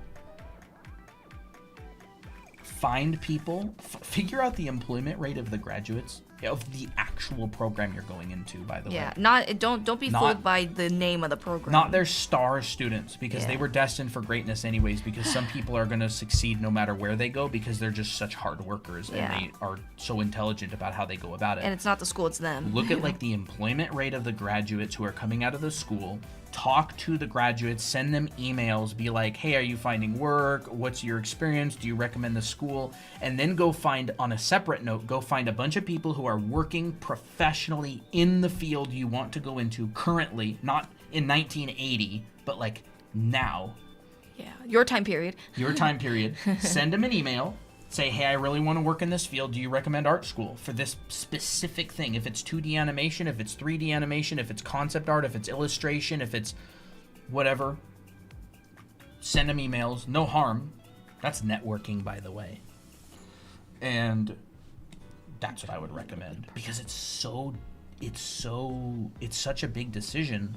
Such an important decision if you want to work professionally in a field. You may spend 20, 30, 40 years there, and you may get in tons and tons of debt or spend years of your life going in a direction. And it's like, if you're not even willing to send like 5 emails that may change the next, like, the rest of your life, I really, really recommend that approach. Be very trigger happy with emails. Trigger happy with emails. Yeah. That's fun.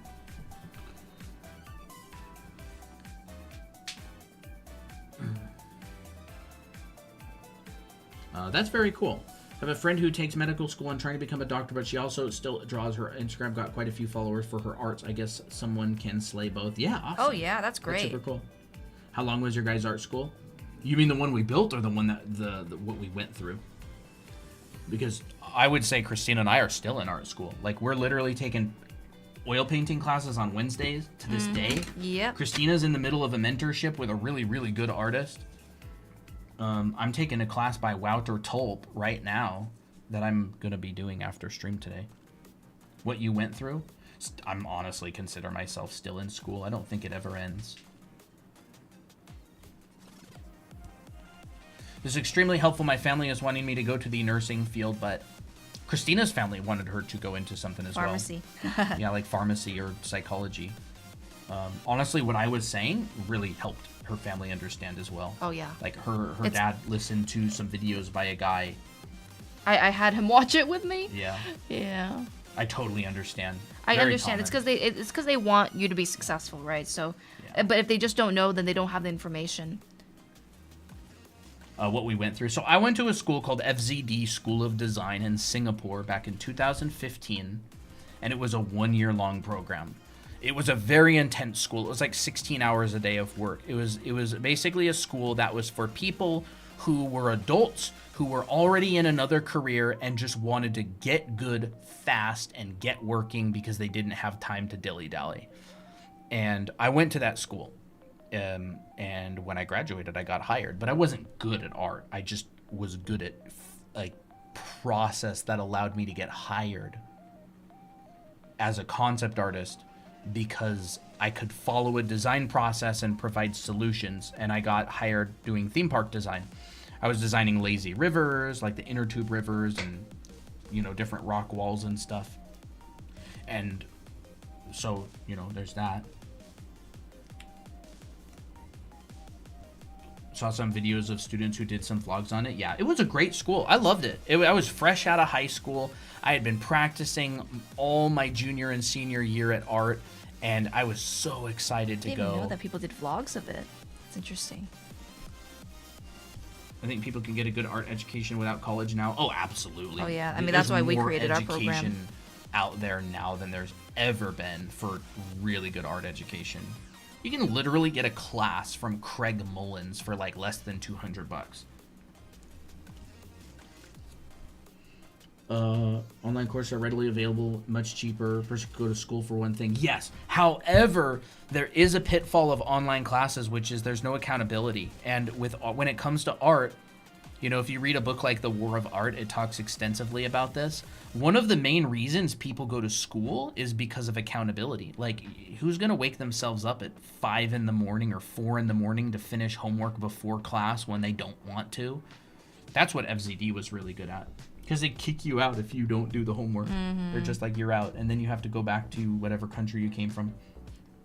And kind of... And all of your classmates are working hard and you're all tired together and you go eat together and it's really fun. Like, if you're learning art yourself in your bedroom, I would really recommend to join an art community of people who also really want to get good. Go become friends with Kevin Romero. Yeah, Kevin Romero in our community. He's so hardworking. He's very hardworking. If you ask him anything about like about concept art, he will talk nonstop. Yeah. But that's his dedication, you know. Hey, Mika. Hi. Long time no see. Graduating, got my college diploma. Awesome. Congrats. That's fun. I can't afford to go to art school. Absolutely. That's why online education is so powerful these days. It's so affordable. Yeah.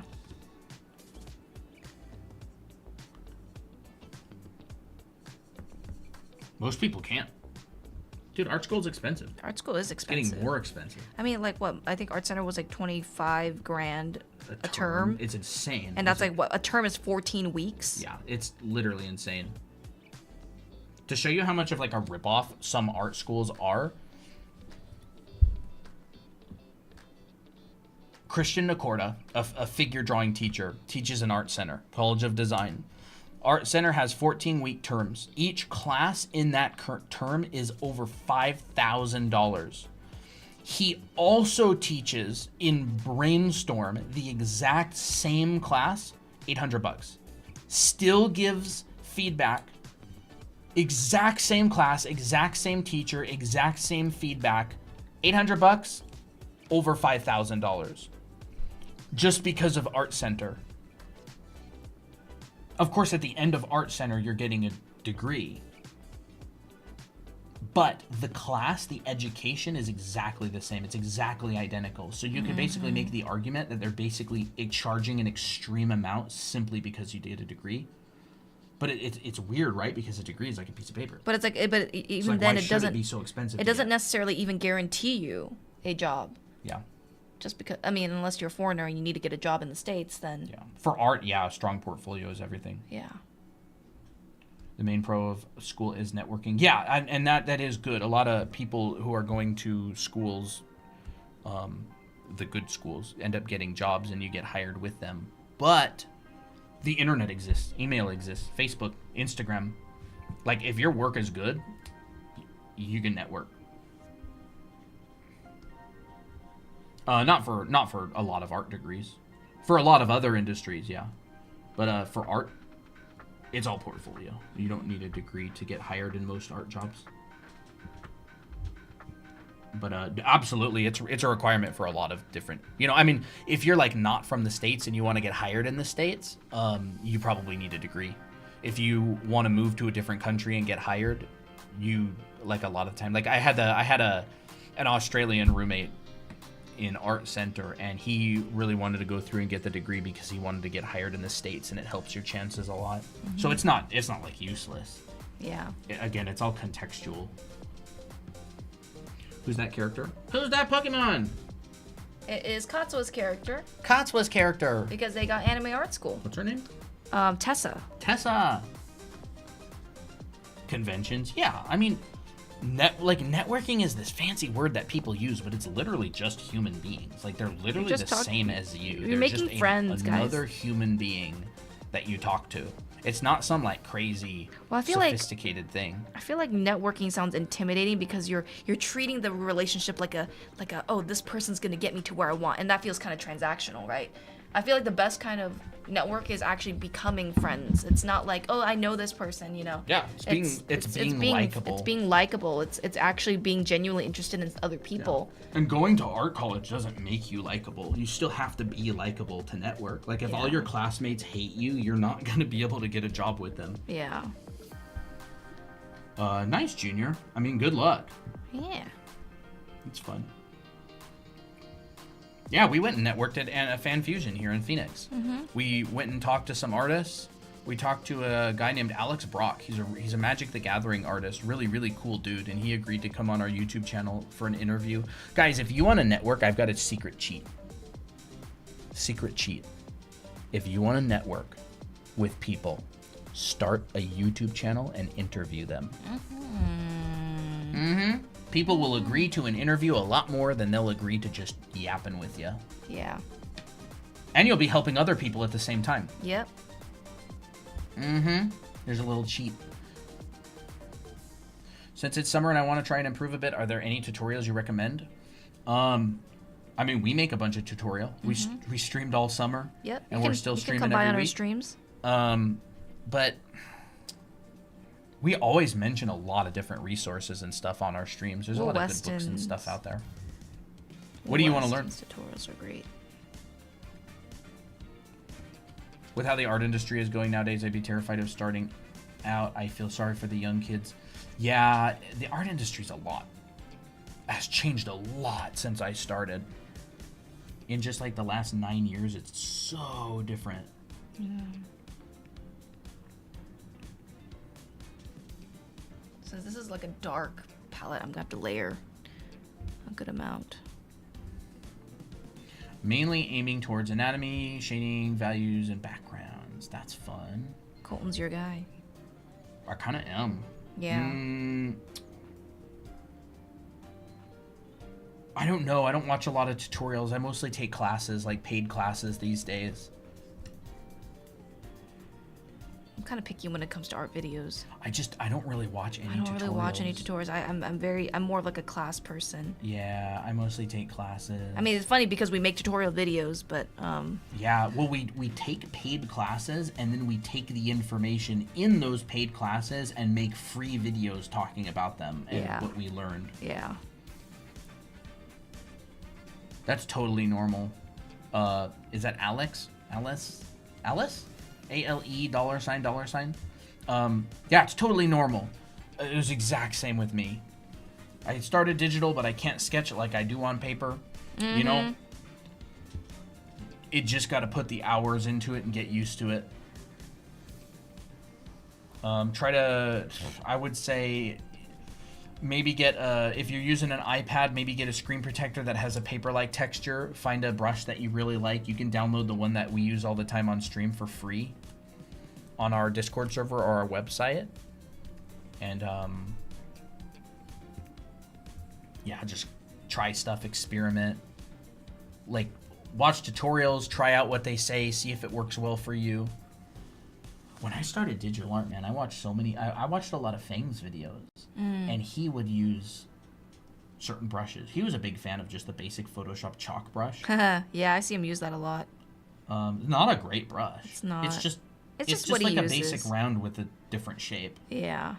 which makes it not a basic round at all. It's not really a basic round anymore, huh?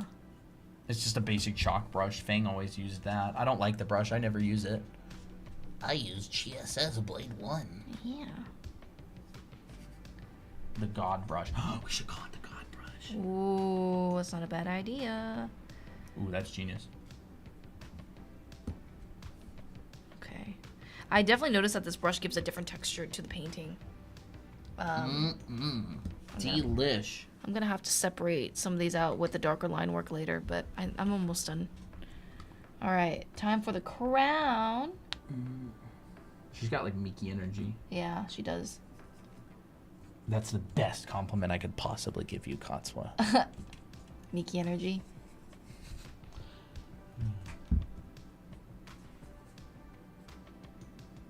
Is your brush you use a modified stock Procreate brush? No. It's a special secret brush that we picked up from an elite Chinese artist in a buried Reddit post. Yep. An ancient Reddit post. How do we even find that? Oh, I know. It's because I saw someone use on TikTok. I took your phone and I was looking at TikTok. They were using that brush and they were like, "Oh, you can get it on Reddit." And I was like, Interesting. So I And found it was Yijin Ke? "Yeah, it was Yijin Ke." No, Yijin Ke. I've known their stuff for a No, long I know, time. but the thing is, I never knew that he had a brush pack. Oh. But I only found that brush pack through TikTok. I love it. I love it. What's the brush called? It's called GSS Blade 1, but you'll never be able to find it under that name. It's buried in a huge brush pack with hundreds of brushes in a really, really, really old Reddit post that has a link to another website where you can download the pack. So we just took the brush out and we give it away for free. And you can get it on our Discord if you type !brush in any channel. Also, you can just get it on our website. There's a Google Drive download, and it's just that brush. It is an ABR file, so it'll work in Procreate, Clip Studio, Photoshop, anything that accepts Photoshop brushes. Yeah, if you go to our website, drawanime.com, that green button right there is the brush, and you've got to open this link in your browser, and then you can download it. That's our website, drawanime.com. I don't even know how many people have downloaded it at this point. Hundreds. All right, I feel like I need some purple, red, violet in the hair.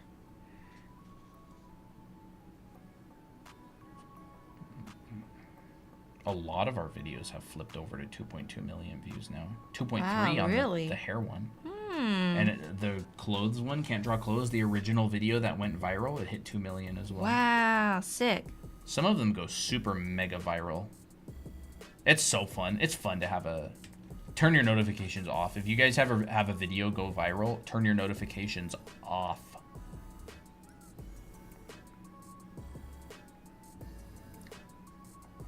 And then ignore everything everybody says in the comments. Yeah, don't get there. It's not a personal. TikTok is a platform that's designed for rage.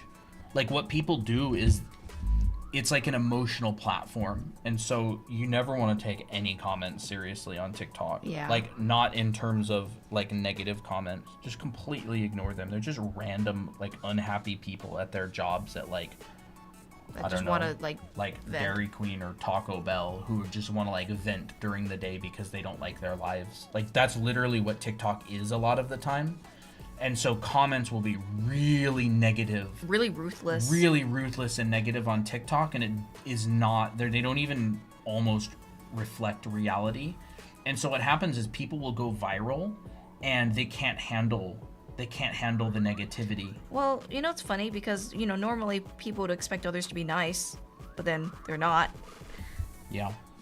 And it doesn't bother at all. When we published our first set of classes online, It was kind of we tough. got so many students. We had like 100,000 students sign up on our Udemy classes, and you'd get occasional bad reviews and you'd be like bummed out all day.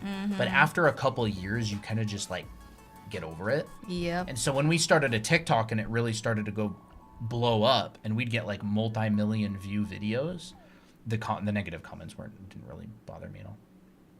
Hey, Pompoof. Hey, Pompoof. Very nice. Never got into the TikTok thing. I just laugh at the shorts I see on X. TikTok is don't get me wrong, TikTok's one of the best apps ever made in all of the history of mankind. It's so funny. It's so dialed in with hilarious nonsense. But if you blow up, people are going to be absolutely ruthless. A lot of the time. You guys know about Art Fight? We know about it. We don't do it though, just because. I'm locked in. I can't get distracted with Art Fight these days. I'm super happy it's happening. I think it's great that people do it. It's a really fun event. I'm locked in. I gotta practice. I gotta get better. I can't get distracted. I'm going through my classes. I'm learning anatomy. We have our business. Oh, awesome. Going through a couple of your Udemy courses, and the one I am into now is the Complete Environment class. You know, that was the first class I made. Still a great class. Yeah. Still a good class. I made 2 complete paintings for that class for the final. Have you ever had a dream that you could do anything? Anyways, have you ever had a dream that made an art thing make sense? I had a dream about clothing folds and it clicked in my brain while drawing. Looked wrong. I know what you're talking about.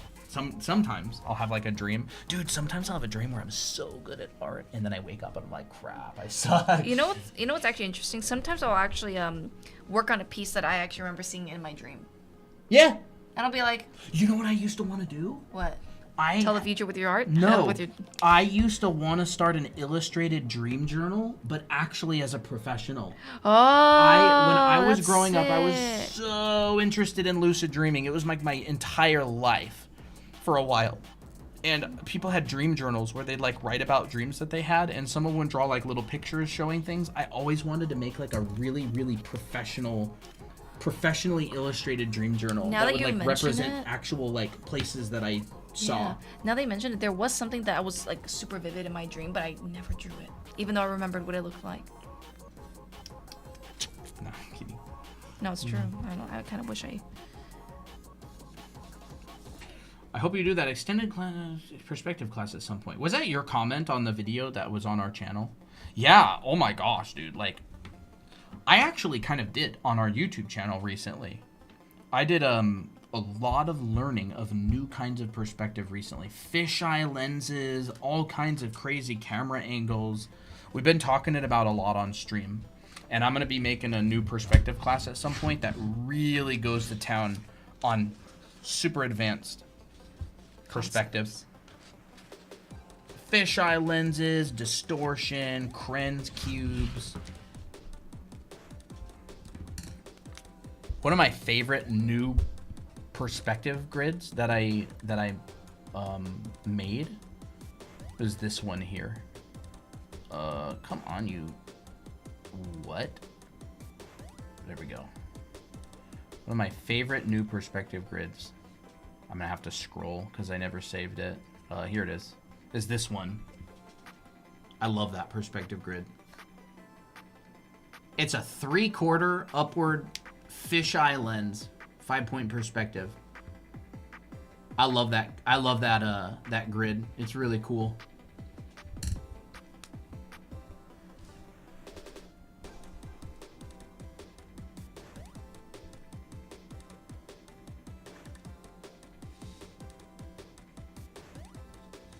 Actually need to use an FM for this. Oh, that's fun. Ooh, look at that one. Oh, how fun! Who did that? Can you tell Oh, by the- the hair? Fox. Yep. I just zoom in on the hair and she could tell it was yours. Those look really nice, Fox. Nice Okay. colors. Yeah, I love those.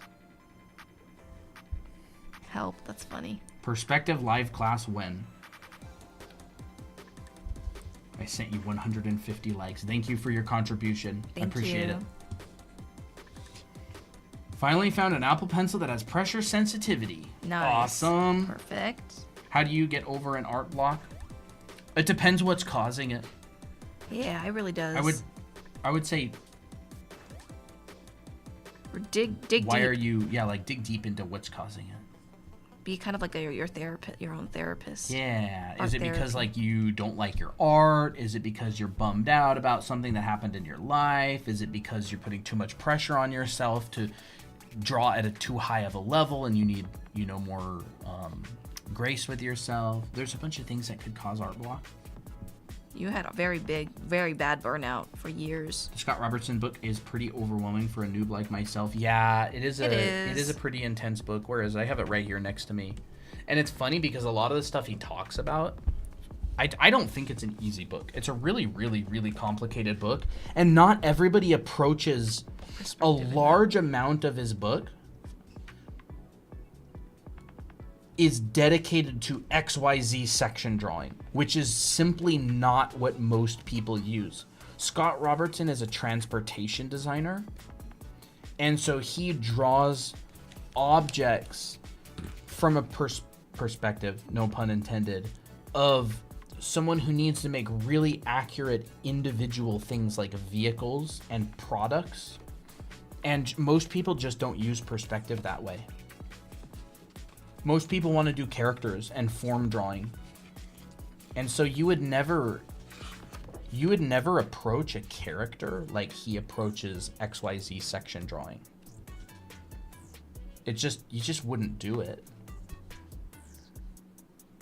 Yeah, like You would never Hold up, approach I'm a kinda character. locked in Yeah. with this really quick. Well, that's cute. I like the yellow. I like the yellow too. I like adding yellow, like a halo around the character. Take some of this and put it in here. If you find that you have too much paint on like one section of your drawing, just drag it out, take some water, drag it out, and place it somewhere else Yeah. rather than leaving it to dry. That's cute. I like that pop of the yellow. Yeah. Art pop. Pop. We figured it out. Yeah. Yeah, you just would never Okay, go ahead. approach. You'd never approach a character like this, right? Yeah, you just wouldn't. You're never gonna do XYZ section drawing on a face that's like crying. No. It just doesn't work like that.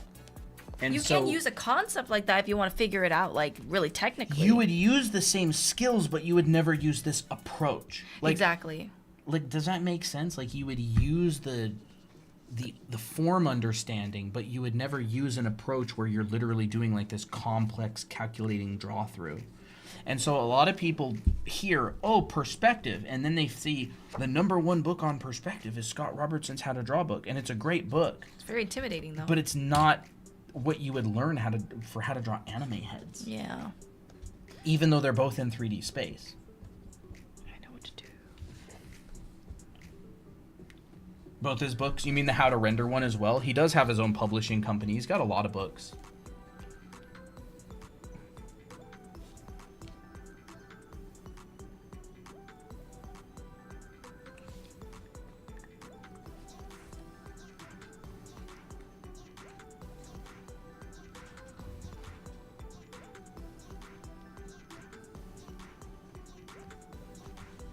All right, there we go.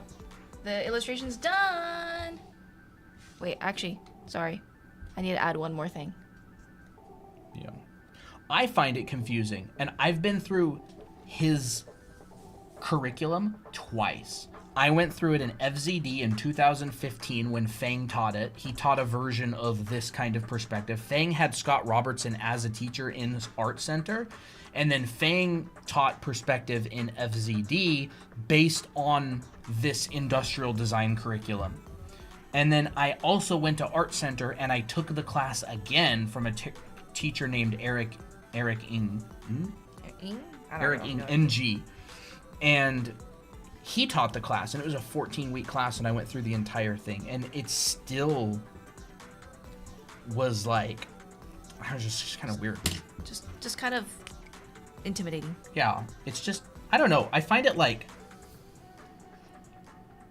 I don't find learning art like an engineer very enjoyable. Yeah. Which It's is why like- Christina and I like to teach art and make it fun. Well, I find that some people take pride in learning art like an engineer because it makes them feel logical, and like it's hard, which more proud to them. I would never be able to learn that way, but Uh-huh.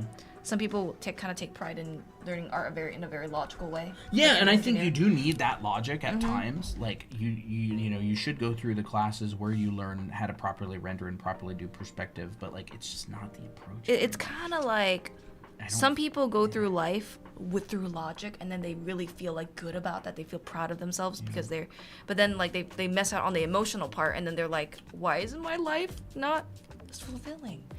I don't know. I'm just kind of blabbering. I like how Wouter Tolt teaches perspective a lot more. That's how I taught perspective in anime art school. I taught both, but I started with how animators and character artists actually teach perspective. It's kind of more of a mix between like Will Weston and Wouter Tolt. I really like how they teach perspective. And then I back it up with a little bit of that intense XYZ section drawing later on in my perspective class. Where do I start learning anatomy? Do you want to learn anatomy because you want to get good at drawing people?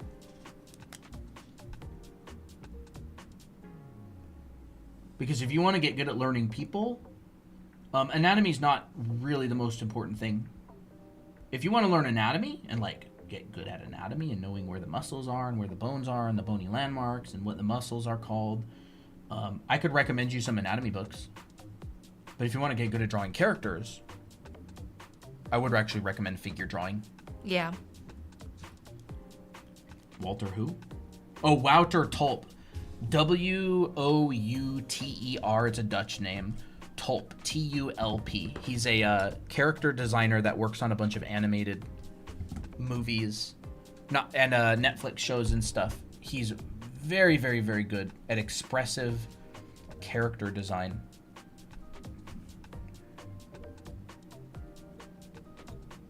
Ooh, I'm excited for dinner tonight. Meal prep. This is his website. WouterTulp.com. And I'll show you some of his work. He's super good. I want to say, what's a good texture paper for markers that don't bleed through paper? You can try to find a mixed media paper. Or I mean, I think this kind of paper, like the Arches hot water, watercolor hot pressed paper, will probably be good for markers. Although I've never really used like alcohol markers for these papers. You could just try and experiment with different papers. His website has such old stuff. I'm just gonna go to his Instagram. Where's his Instagram at? But I'm just not really sure. I haven't experimented with alcohol markers in a long time. Tanika, thank you for the follow. Wouter Tulp. Dude, this guy's so good. He's really, really Oh wait, I nice. forgot to sign. Oh wait, I also forgot to add blush. Crap. I need to see if this is okay to add blush in, because I actually need to do this in a very specific process. This guy has broken down form, drawing, and shape language into a science, and he teaches it in his classes. He's so good at teaching it. I'm trying to find some art that really shows that. There we go. Like, here's some stuff. What's up, Blush? Yeah, blush.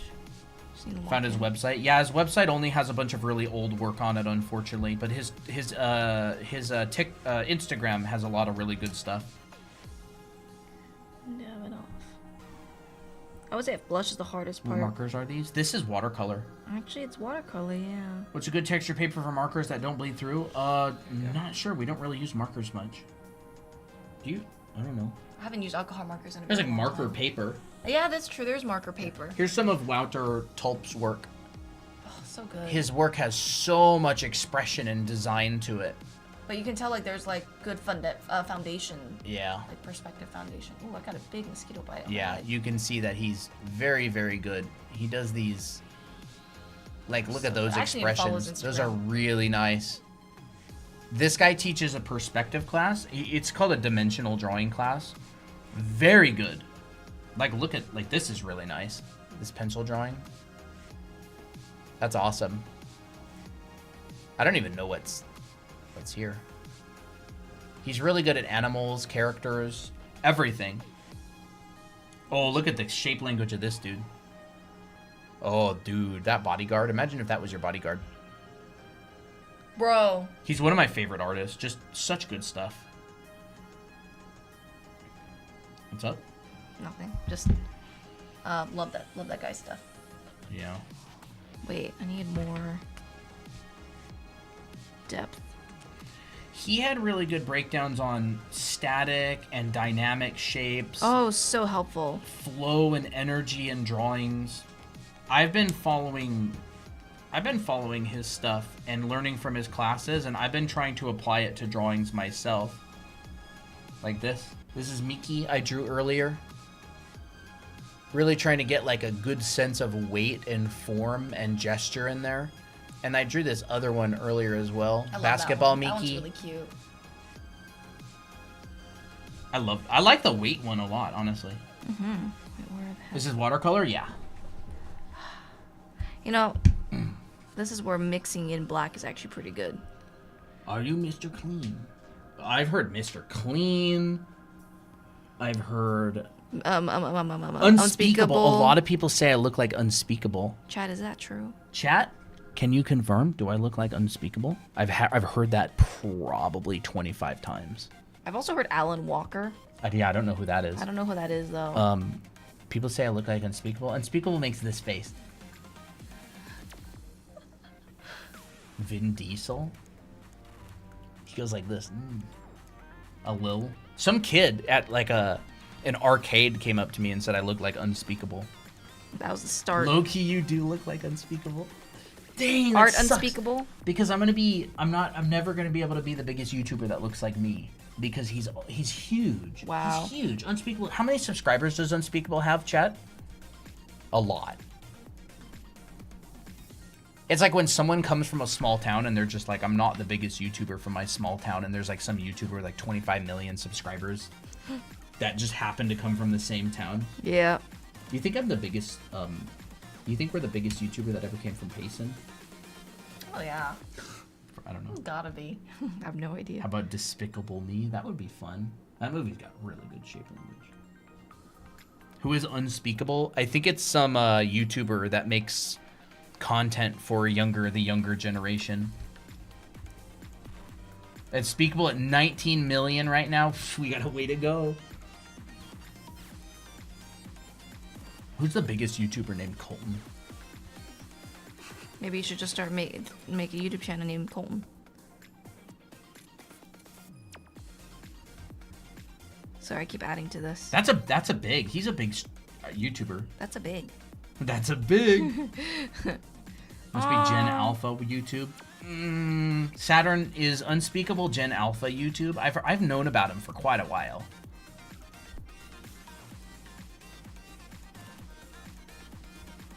I used to watch a lot of content from My Life as Ava when I was like 15.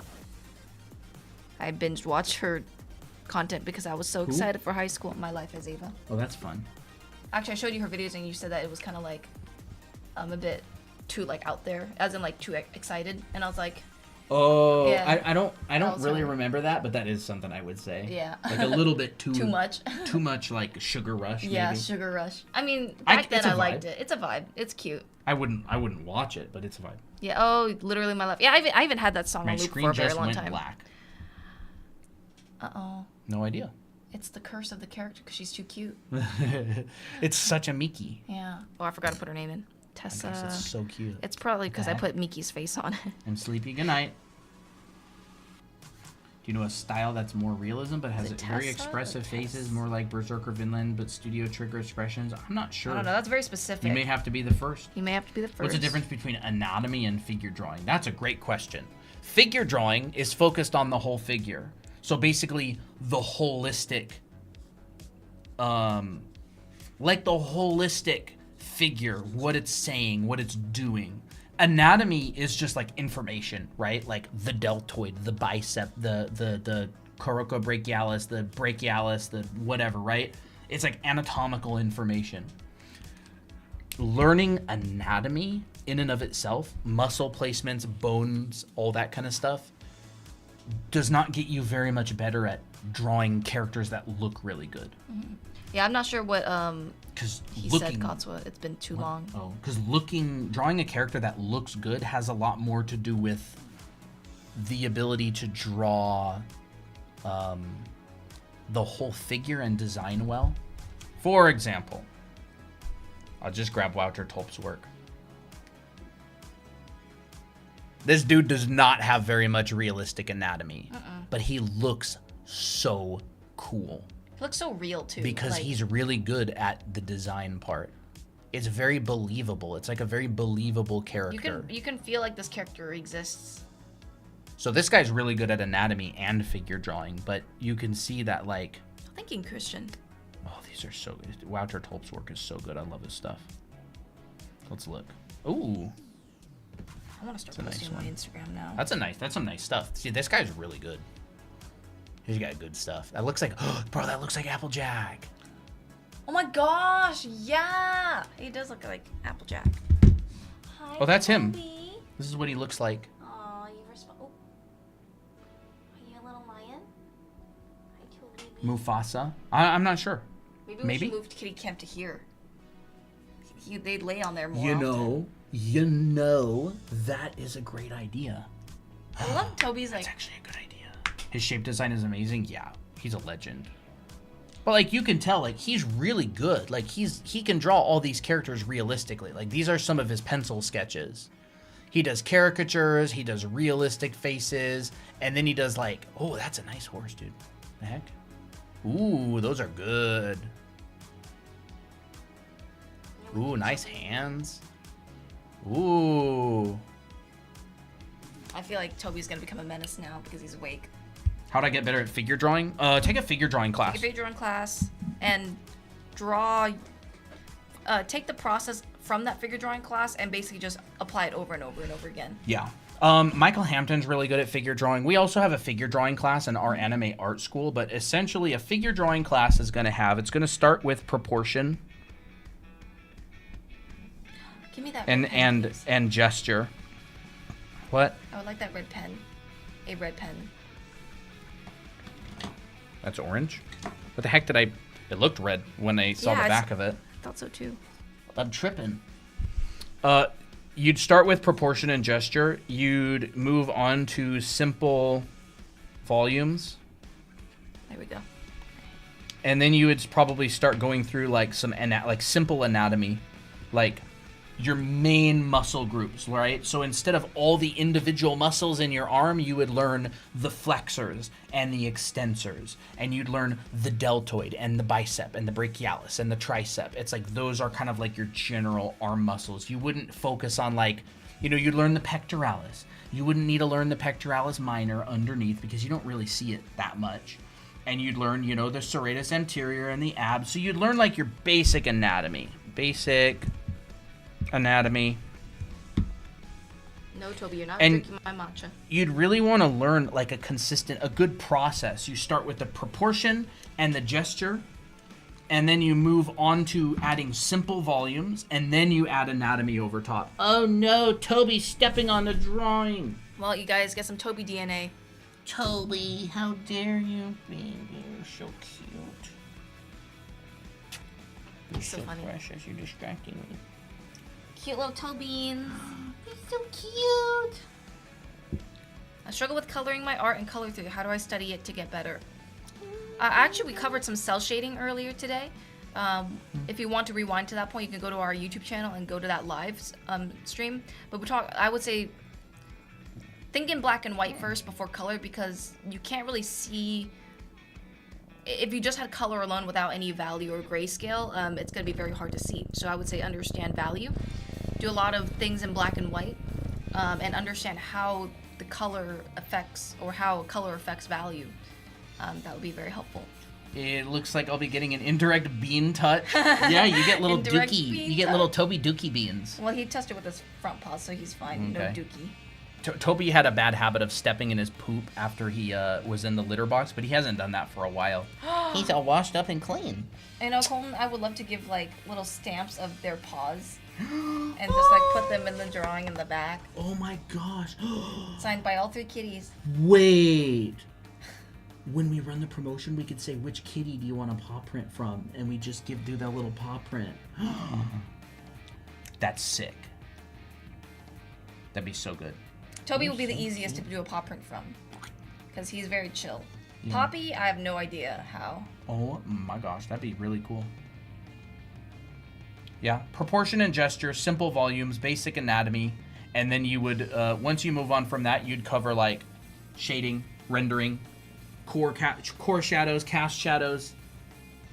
And then of course now you can draw a naked person, so you need to learn how to draw clothes, so that's when you learn how to draw costume drawing and fabric.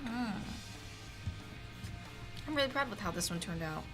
I think ever since just drawing a bunch for Jean's class, I got more confident with just drawing traditionally too, and also taking the painting class. The last of my coins. Oh, Thank you for thank the you. donut and the perfume. Thank you. Appreciate it. Where'd he head off to? Oh, he's starting his meowing. Yeah. You know what Poppy did earlier? When she was on the desk? What? I actually can't believe she went on the desk today. Yeah, that's wild. What the heck has gotten into her? I don't know. She's supposed to be emo Poppy. Yeah. So look, she would take something like this. She would like play with it. She would literally carry her mouth like this Yeah. on the floor. Who, Poppy? Yeah, Poppy. That's funny. Yeah, she did that. Look at that. That looks fantastic. I really liked how this one turned out. Toby? Do you guys hear him? Listen. Toby, do you have something to say to chat? Huh? Do you have something to say? Now he's distracted with the microphone. What do you know? What do you want? You want a treat? Okay, now he's purring into it. He didn't meow, unfortunately. No, he didn't. What do you want? You want dinner? We should have dinner too. Yeah, oh my gosh. I'm just there. on the grind lately with trying to get better. I've got like a new energy. I feel like a car that just got a brand new like engine put into it.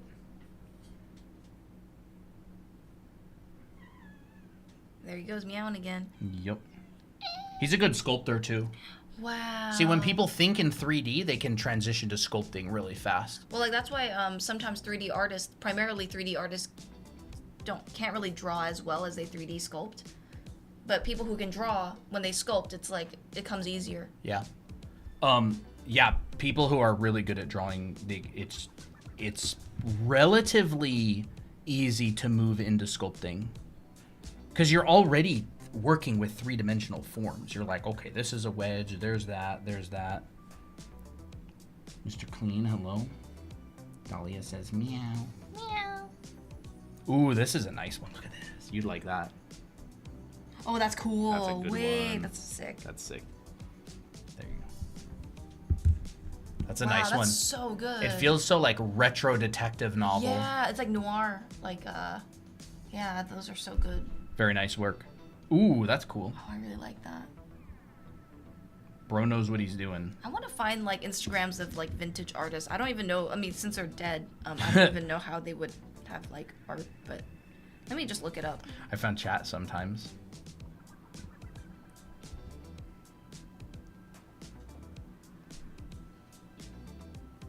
I wish there was just like. Oh, we found chat.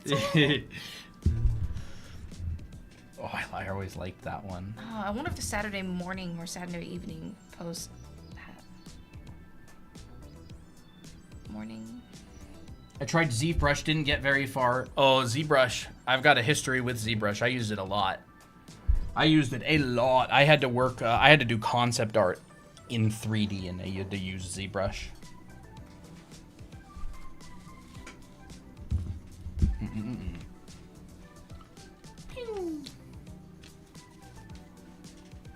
Oh, I'm ready to wrap up.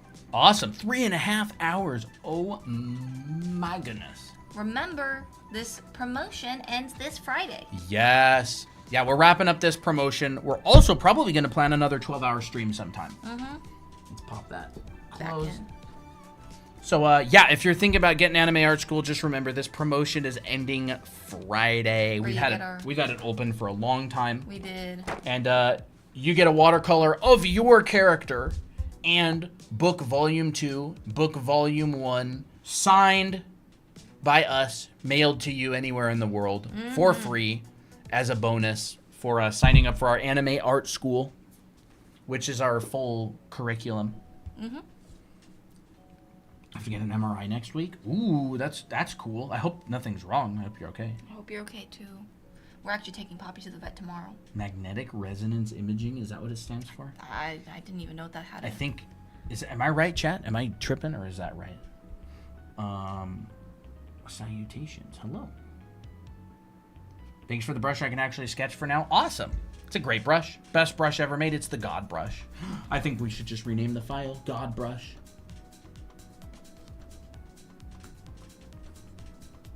What am I, a cat?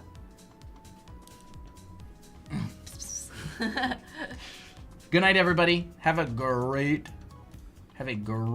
fantastic night. Mm-hmm. And, Dahlia, I don't know. Am I going to be in voice chat? Good chance I'm not. Maybe. You gotta lock in. I gotta lock in. I gotta lock in. Lock in, chat. Bye-bye, everybody. We gotta feed the kitties or Toby's gonna riot. Mm-hmm. Don't forget, we do have a Discord server. If you want to join, you can send us a direct message on TikTok, ask for the invite. Or you could just go to drawanime.com. You can find the invite on there. If you also want to look at our classes and stuff, you can find them on there. And, yeah, so we'll see you all either... Scrambled says hi, Toby. Yeah, we'll see you all... Are we streaming tomorrow, maybe? We have to see it because we're taking Puppy to the vet tomorrow. Yeah. And I have no idea what else we have in store for tomorrow. Yeah, we'll see. We'll see. Maybe we'll get birthday. It's your birthday. Happy birthday. Happy birthday, Violet. Yes. Bye-bye, everybody. Without any further distractions, I will see you all later. Bye-bye. Now I gotta end this thing before it's awkward. Bye-bye. All right, YouTube, we'll talk to you later as well. See ya.